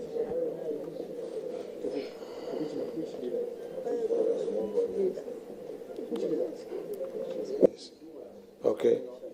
I beg of you. Honorable 181, 5 of the Constitution. That provision in the Constitution received some judicial pronouncements. The very first one, I believe, the Klomega case, Klomega versus the Ghana Ports and Harbors, where the Supreme Court had an opportunity to make some pronouncement. I believe that the court made some ensure certainty in that provision of the Constitution by enacting a law to regulate 1815. It's been long overdue. We don't have a law yet. The law further made a clear path and said that even in situations where the transactions involve state entity 15, however, they still felt that Parliament has failed in enacting a law to regulate 1815. Now you have the opportunity. Can you? Or if he gets the opportunity. Yeah. Chairman, I think this question on Article 181, Your leader is speaking. I sought leave from the chairman. And what about? I sought leave. In relation to what I am saying, that now you have the opportunity, or now you are going to have the opportunity. Bringing a very important matter to your is it on that issue? I'm bringing a very important matter to your attention. That the Speaker set up a committee on Article 181. So, Leader, and Mr. Chairman, your wedding, now you have the opportunity. Do you still stand by it? Mr. Chairman, now that he's going to be given the opportunity? Chairman, let me flow, okay? You have been flowing on and on. On and on. Let me finish. Chairman. We are in the vetting process. Chairman, I'll go back to the question. Honorable nominee, now you have an opportunity. You assure us that steps will be taken to enact a law to regulate 1815. Thank you, Mr. Chairman. In answer to your question, Mr. Speaker set up a committee. On the side of the then minority, I was a member with the Honorable Dr. Kaisel Atuforsen, and then the Honorable Elizabeth Ofosaja of that bill with the Honorable Joe Gatti. And the bill was supposed to be laid in Parliament before we rose. But because of certain developments that took place, the bill has not been laid. I'm very satisfied being an author of the bill. We took, part, the Honorable Patrick Boma and I took part. We even had a stakeholder consultation, and the bill is ready. So it was Parliament's bill and was being sponsored by the members of Parliament from both sides. If Mr. Speaker still has that intent, I will allow that Minister of Finance, Dr. Atuforsen, will bring the bill back to Parliament, and then it will start the process of first reading through to passage. So that is what I can assure the country. Very well. So, Honorable, I'm aware of the oral. Yes, Mr. Chairman. In your view, oral was an integral part of our campaign message. Right. And our campaign, I was a surrogate campaigner for His Excellency John Dramani Mahama, and he's committed. Do you see this committee as a constitutionally empowered committee? You think that it has a constitutional in place? Well, if by constitutional backing, there are two ways by which the Constitution would have backed oral. That is, if it was specifically stated in the Constitution, such as the Commission on human rights and administrative justice, which is not the case, or if the Constitution provided the framework, the constitutional framework for the establishment of a body called the Operation Recover All Loot. But I think I stated quite, clearly, is the principle of accountability. And oral is about exacting accountability. And I think that my senior colleague and partner, the Honorable Mahama Yarga, added substantive, sense to what I did, the answer I gave, by making a reference to Article 41F of the Constitution, and the obligation on all citizens, to take steps, to protect public property and to avoid waste of public, funds. So I think that oral is not unconstitutional. Oral is not illegal. Body. So it has constitutional backing in terms of the fundamental values of the Constitution. Chairman. Well, before you come in, I recognize Roxanne Tafamopo on point of information. Chairman, thank you very much. Chairman, the minority leader in submitting just a minute or two ago in respect of the provides for the functions of the minister. That's what it provides. And so there are two markedly different issues. Thank you very much. To get the law, open the provision that he is relying on, upon which he disagrees with me. He should open the provision, because the Act provides for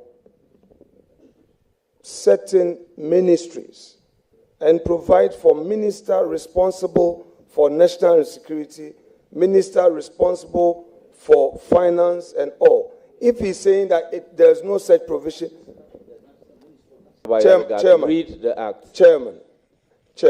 I recognize Honorable Ayariga to read the Act. Chairman. Honorable Minority Leader, few minutes ago you said that he should read the Act. And Honorable Ayariga quickly wants to read the provision. So why are you not comfortable with the Act being read? Mr. Chairman, the Act severally makes reference to a minister responsible for national security. So it could be any minister of the president that he has assigned responsibility for national security. It doesn't command the establishment or continuing existence of, even when the provision tries to define a ministry, assuming that a ministry is mentioned, it adds and says that ministry means ministry responsible for national security. It doesn't say Ministry of National Security, but the ministry that is responsible. So the president can assign responsibility for national security to the Interior Ministry, the Defense Ministry, or indeed the Ministry of Upper East. So that is the president's prerogative. Thank you very much. I think this is a usual rendition in our laws that would define the minister responsible for roads should be the minister responsible for transport. The designation will be made as such. So, it is clear now. So, Leader, proceed. Chairman, with the greatest respect, you are expressing an opinion. Don't say it is clear now. The interpretation of minister have been part of legislation at least for the past 12 years. It provides minister means, it didn't say include, minister means the minister responsible for national security. Then it goes on to say ministry means ministry responsible for national security.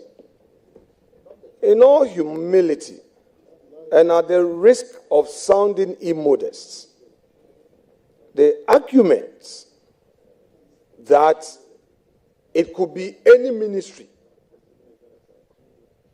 by the president, to say the least. Anyway, again, if you go Section 11 provides Ministerial Security Coordinating Committee, and it provides, without limiting Section 10, there shall be the Ministerial Security Coordinating Committee, which consists of minister responsible for defense. The law is very clear, and it is not a matter of the president assigning interior minister to be responsible for national minister of defense, a minister of national security is there. Mr. Chair. Honourable members, you see, at a point, the rendition changed to minister responsible, not minister of, because of these issues of realignment. So if today a minister responsible for Greek is supposed to be in charge of the national security, he is the minister responsible for national security. That is the designation. That is national security. But we are saying minister responsible for national security. We've taken into consideration issues of realignment of this nature. That is why, because other than that, each time there is a change, you must come and amend the substantive law in consonance to dedicate that to a minister appointed by law. See, all the laws from 2020. I believe this is even a Cavendish drafting, of which I am part.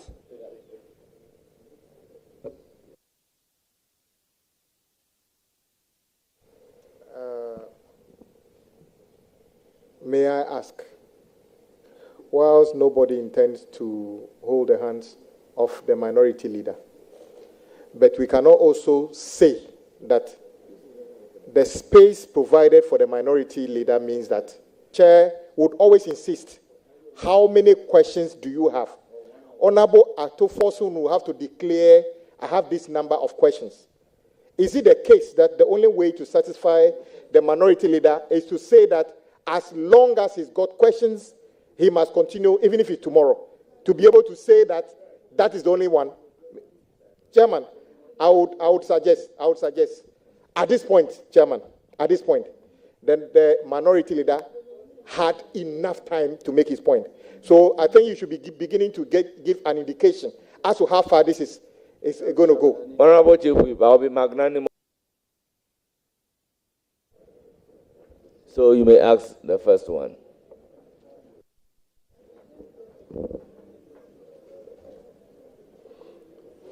Honorable nominee, if I heard you correct, if I heard you right,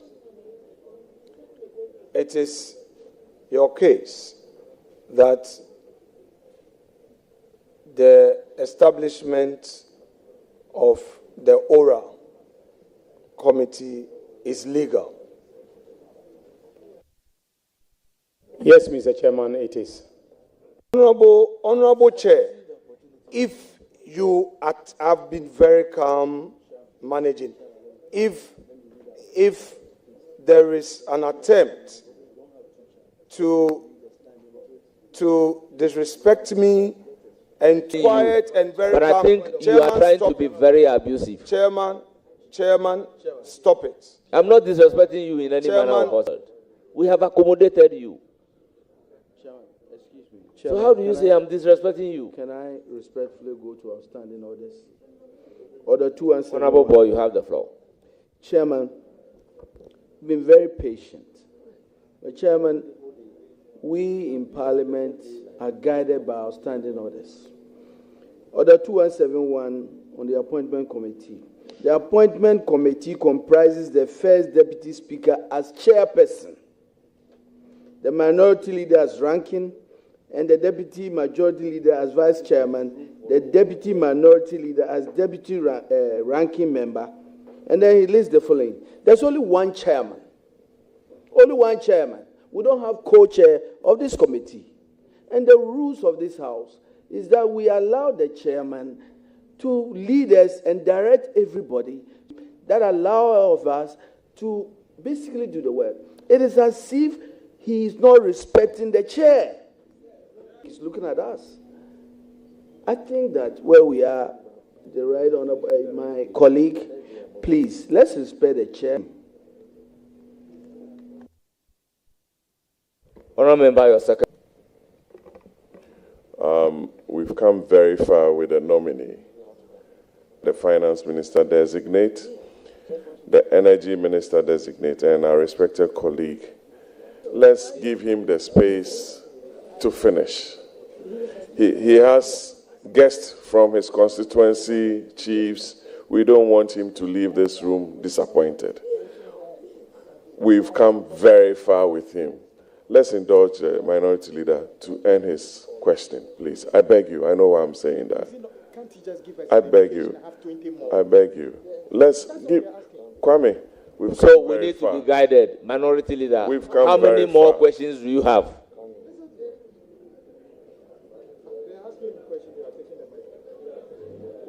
I need some answer from him so that we can be guided regarding the number of questions that he has to ask.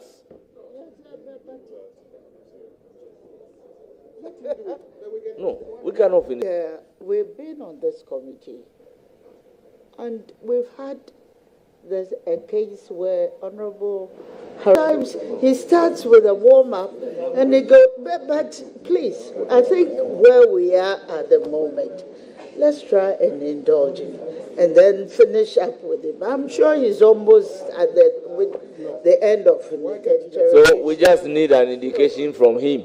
How many more giving so that he can finish up his question?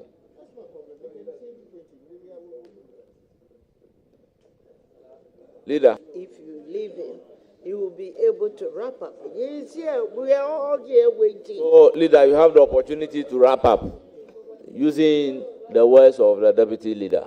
To wrap up. Through the questions that you No, want. the word I've heard. Nobody asked any questions. And he needs to also satisfy himself and make sure that the questions that were not asked are being asked at this point. He can ask questions to that effect.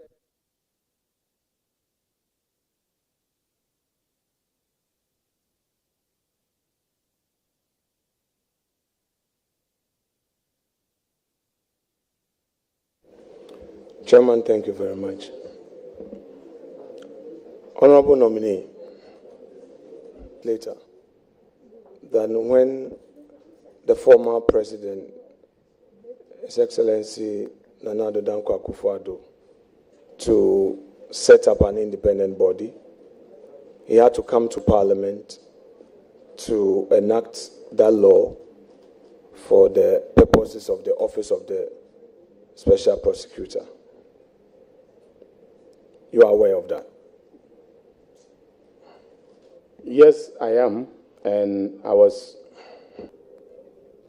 You were also a key advocate for the law to be enacted to enable the Office of Special Prosecutor have the legal powers to proceed with its work, correct?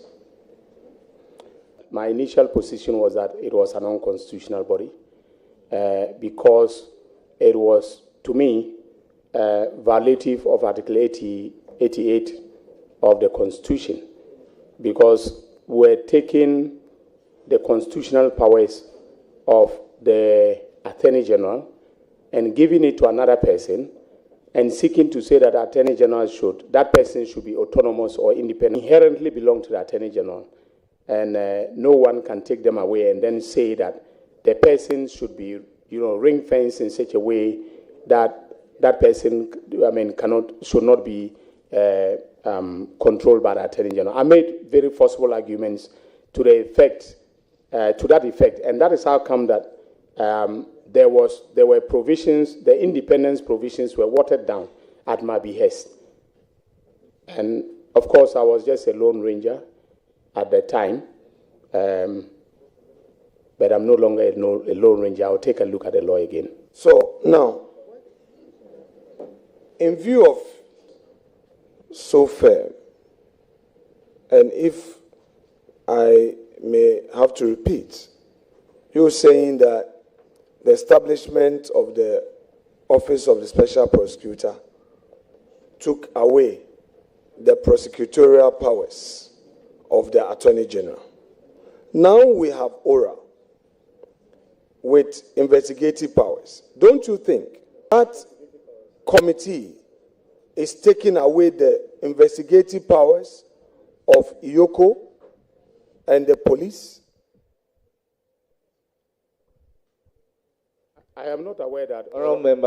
Honorable nominee, before you come in, you made reference to Attorney General to conduct criminal cases, and any other body that is conducting a criminal case is doing so on the authority of the Attorney General.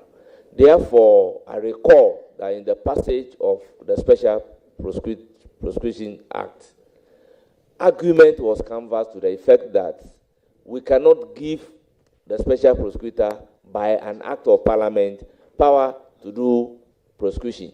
And this was heated to the extent that the Attorney General at that time agreed with our position.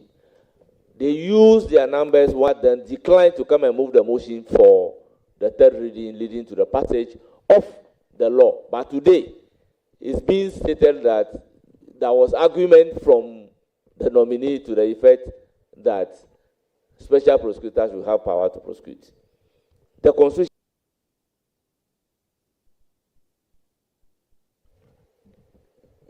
Honorable nominee, a committee without any legal backing, of which you say and insist that it is legal.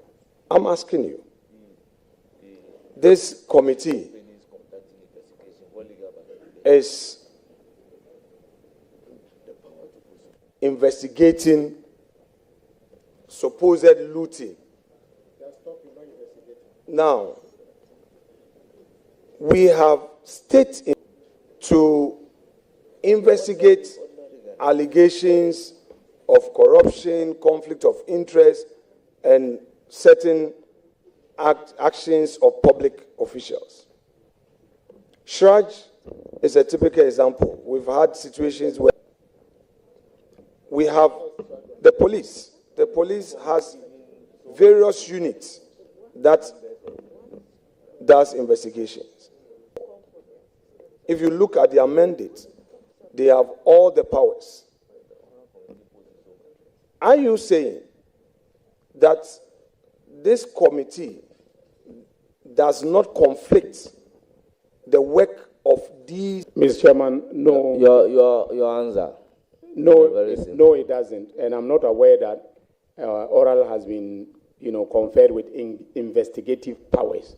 They are gathering information for purposes of determining, whether or not some wrongdoing has taken place by a higher body. I remember them saying that once the Attorney General takes office, they will hand over the information. It's like a whistleblower, coming to the Attorney General with information. Is posing so much threat to some Ghanaians. If I understood you correctly, is it your suggestion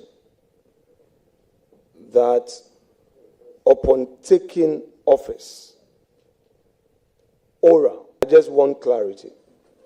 The clarity that we are seeking from something that the nominee has never said. Okay, no problem.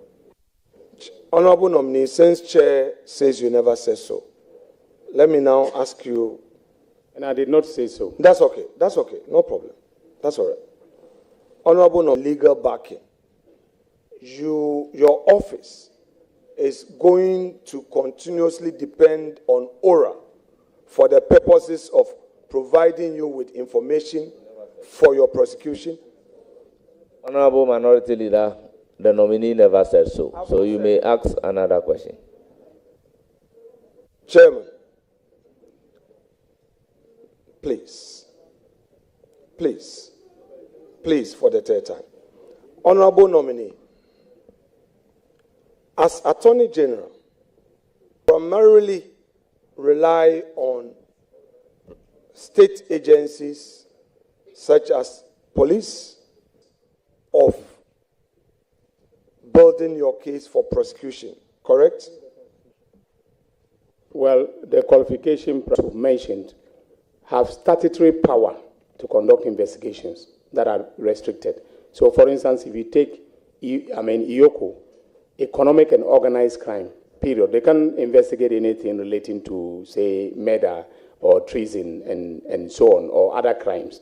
All right. So their mandate, their investigative mandate is restricted to economic and organized crime. So they are creatures of statute. Okay. The Attorney General will rely on any source of information, okay, that will lead to the detection of criminal offenses, whether relating to corruption, whether relating to looting of state property, and so on. Once that, gives us the basis to gather evidence of wrongdoing, we'll aggressively pursue it, and then it will serve as the basis of prosecution. Listening in silence. Chairman. Do you have any more questions? Honorable nominee. Now, you have indicated that the mandate of ORA is to gather information for the Attorney General. So, I want to ask you, as Attorney General and Minister of Justice, will you continue to depend on ORA within the period of your service to the states as Attorney General? I want to know from you. Mr. Chairman, I think I have made it abundantly clear that I will depend on any reliable source of information relating to wrongdoing that will mandate that we investigate. And I will be bringing to that department is setting up an in-house investigative unit. Thank you. Dr. Ayine, will you say, or will you agree with me, that oral is in line with Article 41F, which says, the preamble says, the exercise and enjoyment of rights and freedoms is inseparable duty of every citizen. In fact, not even oral alone. F, to protect and preserve public property and expose and combat misuse and waste of public funds and property. In this case, I cite an example of a land that doesn't belong to him. The individual came out through his lawyer to say it is not true. Yet oral put out details or at a price that is not fit to be sold at that price. In your case, do you think oral has done this country, a piece of land has been saved for this country? Will you say that oral has done well as far as you are concerned? Nominee, please answer the question. Mr. Chairman, the honorable member has described aptly how citizens comply with Article 41F of the Constitution. Good intervention by my respected colleague, Kwame Agboja. A good constitutional exercise we are doing now. So, on the Article 41 that he has introduced, the nominee, that upon reading of Article 41F, which was relied on by my respected colleague, would you say that the exercise of said duties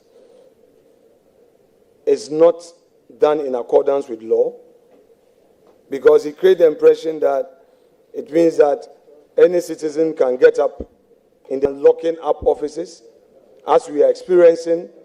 People are being chased out of their homes, people are being beaten, and he is on public television quoting the law and saying that Article 41F, and I'm reading it, it said to protect and preserve public property and expose and combat misuse happening at public institutions where civil servants are being locked up, people are being chased in their homes. Is this the interpretation given to the 41F, or such duties provided for in this particular provision is supposed to be exercised within the confines of the law? Honorable nominee, before you come in to answer the question, you can profile your understanding that oral has gone to lock people's offices, they've locked people's houses, or they've beaten people up. So I would even urge the Hansard Department to expunge that aspect of the question so that you can go ahead and the Republic of Ghana. Chairman, with respect, nominee, Chairman, with respect, this particular question, I did not refer to ORA. Anchor it on ORA. If I can repeat it, I did not. Well, if your reference is not to oral, then we do not have evidence before us that such a thing has happened. And that is the more reason we will go ahead and then of the Republic of Ghana, with due respect to my learned friend. Okay. Will not be in any form of confusion. So that question is expunged. That's okay. You may go ahead and ask another that's okay. question. That's okay. Honorable nominee, have you become aware of post-election violence by some Ghanaians? Have you become aware? That's okay. Yes, that's okay. That's fair enough. Honorable nominee, have you become aware that some Ghanaian citizens have been going into public offices, locking up public offices? I would want to give you an example. Ghana Port and Harbour Authority. Well, Honorable Chairman, I've been reminded over and over again that you are the chair. Please. I asked the first question of violence. He said he's not aware. That is fair enough. My second question is, has he become aware that some Ghanaian citizens have been marching up to certain public offices, locking up the offices, and I'll give you the examples. Ghana Ports, meaning they are peacefully locking those places, or is part of the violence that you are talking about?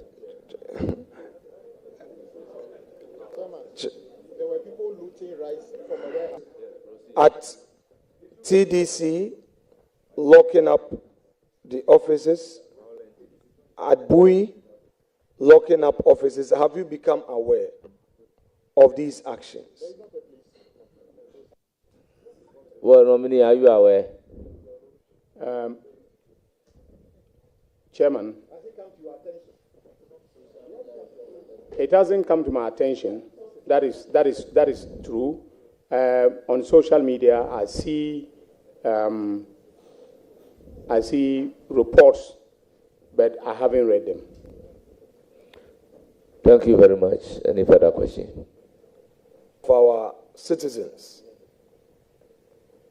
the conduct of going to state institutions, threatening, what would be your reaction by way of advice to the government?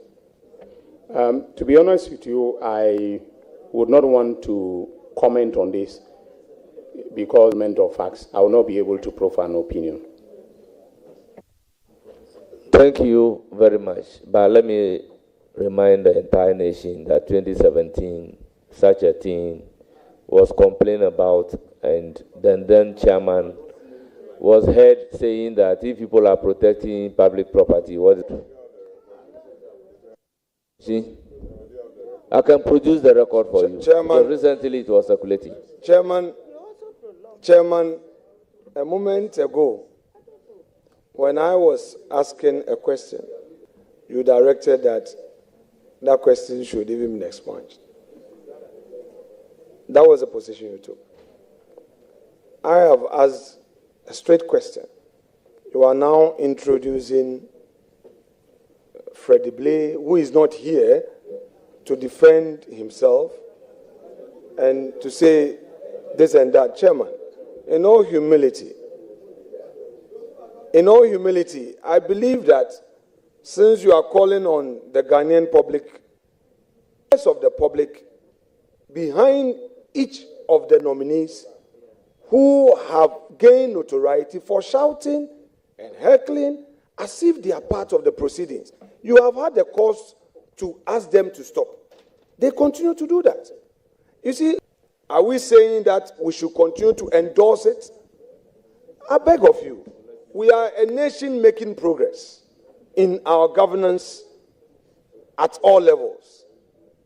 I would want to plead with you that withdraw or retract the mention of Honorable Chair. You will have all the powers. I beg you, let me finish. I think that it is most unfair to Honorable Freddie Blay, who is resting at home, to be mentioned here when there's no matter to keep his name in. That is up to you. Honorable Minority Leader, people are asking of the evidence. My source of the information is Star FM headline. I would therefore urge upon Honorable Ayariga information, then I will listen to you. Honorable Ayariga. Star FM published this January 12, 2017. MPP members only protecting state facilities. Blay justifies takes over. And then it says the acting chairman of the new patriotic party. According to Mr. Blay, not all the supporters are only protecting government agencies. Should I continue? I can stop there. Honorable, thank you very much. Okay, I recognize Honorable. Yes, Chairman, not too long ago, the respected leader referred to some of our citizens sitting behind the nominee as foot soldiers who were brought here to make noise. I take an objection to that. Foot soldiers brought myself and the minority leader here. So their presence at vettings cannot be a nuisance. Secondly, he suggested that they have gained notoriety for making noise. I have been on this committee.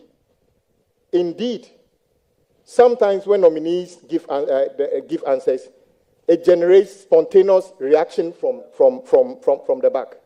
They are not notorious. So may I also ask my respected colleague to probably rephrase the rendition that says that foot soldiers were brought here to misbehave, and also they have gained notoriety for doing something that they've been warned not to do. It is his choice to either oblige and do that or decide that foot soldiers are not to be seen in Parliament, if that is what it means. I wouldn't mind my foot soldiers to be here because they are the ones who brought me here. So it's up to you. Thank you very much. Once again, as a chairman of the committee, I will apologize in any manner whatsoever. So I sincerely apologize. Honorable Minority Leader. Thank you, Chairman. I have my last set of questions for my respected colleague.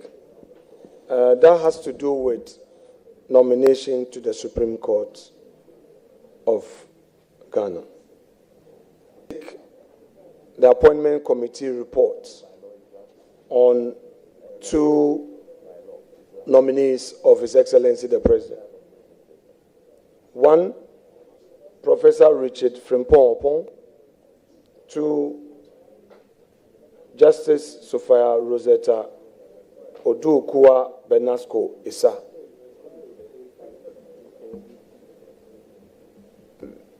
I know that whatever was pending before the 8th Parliament is not binding on the 9th Parliament. In any event, there is these 2 citizens of the land.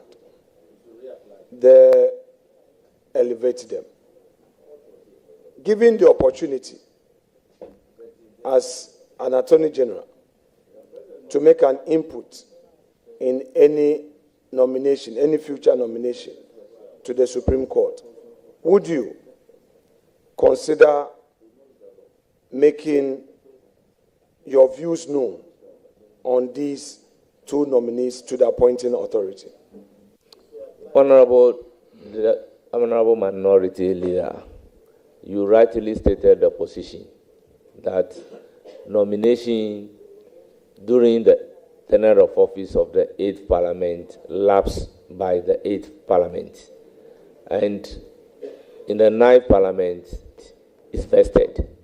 The nominee before us doesn't have the power to appoint, and there is no law. So I believe strongly, with all due respect to you, this is not a fair question to the nominee. The context of the question to proceed. I ask the nominee, in view of what happened, these are citizens of our country who were nominated, who went through the rigorous. There is a new government. There is a new parliament. I want to know from you what 2 individuals in any future nominations by His Excellency the President. Thank you very much, Honorable Minority Leader.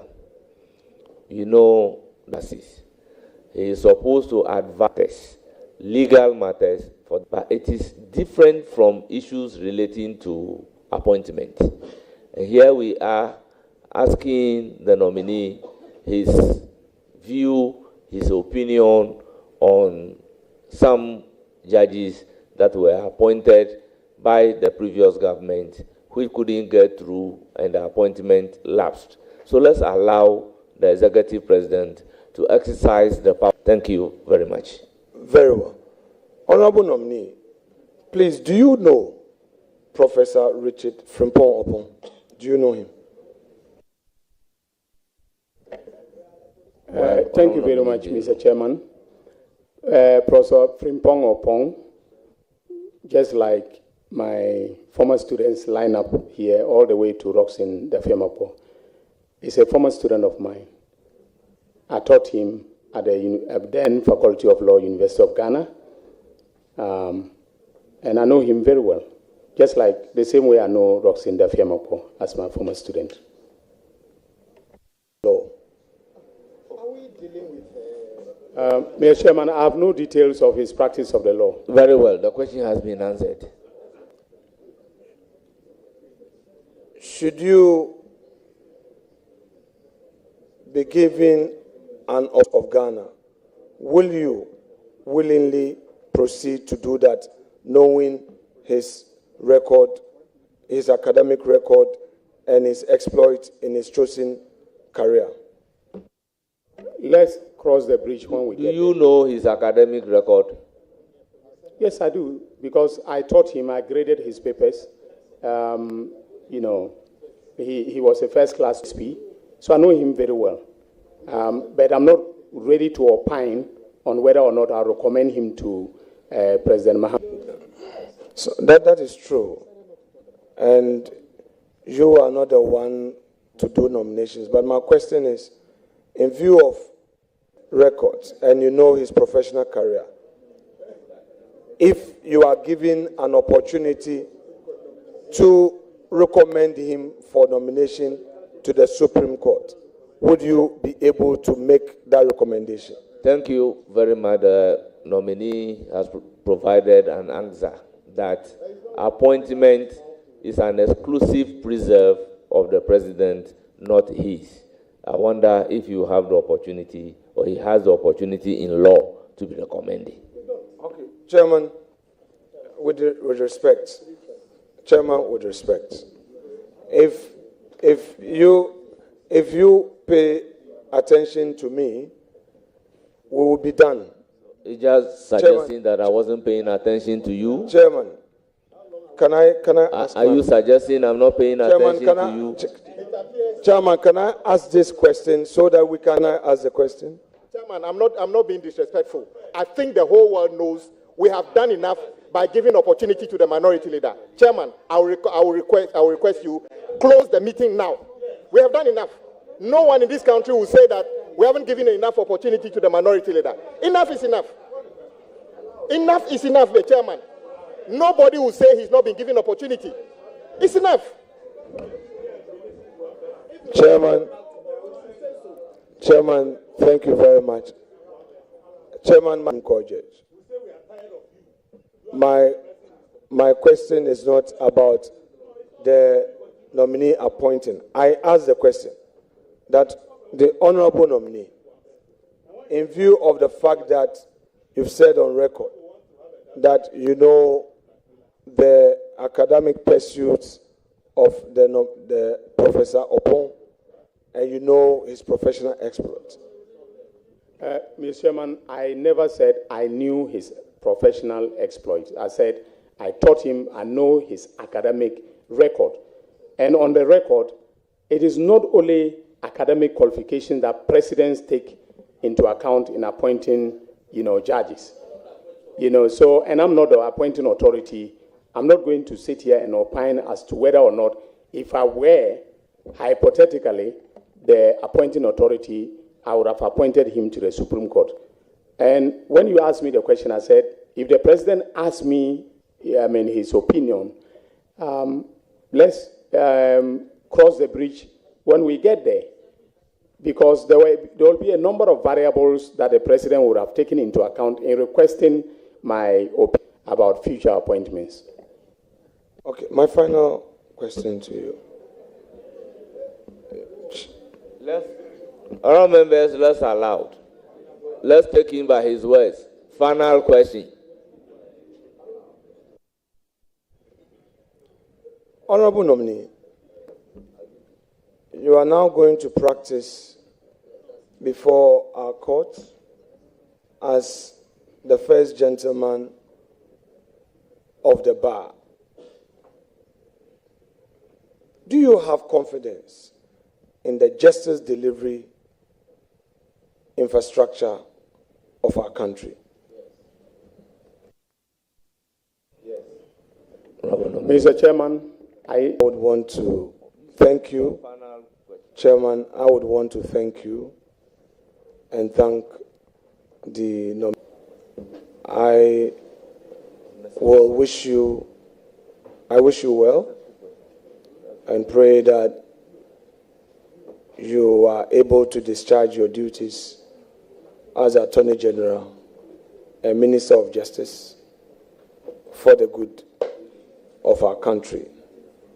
And again, I pray that the opportunity given you to serve as Attorney General will be another opportunity for you, with all your years of experience in academia, in Parliament, and in private practice, to enroll. Thank you very much, Minority Leader and members.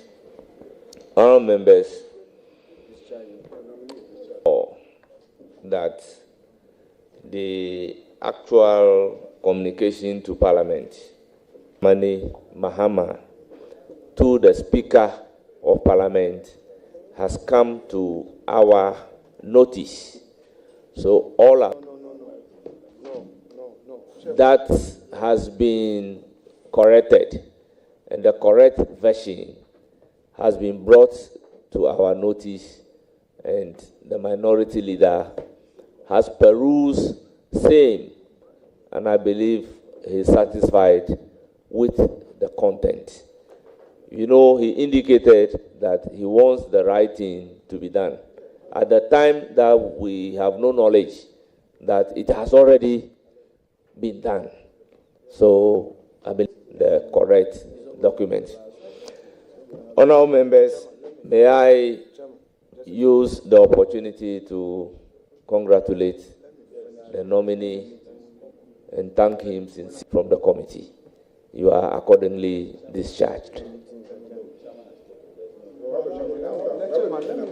Thank you, Mr. Chairman. Honorable members, only the members should stay. Members of the committee, not friends, should stay. Nominee. Oh.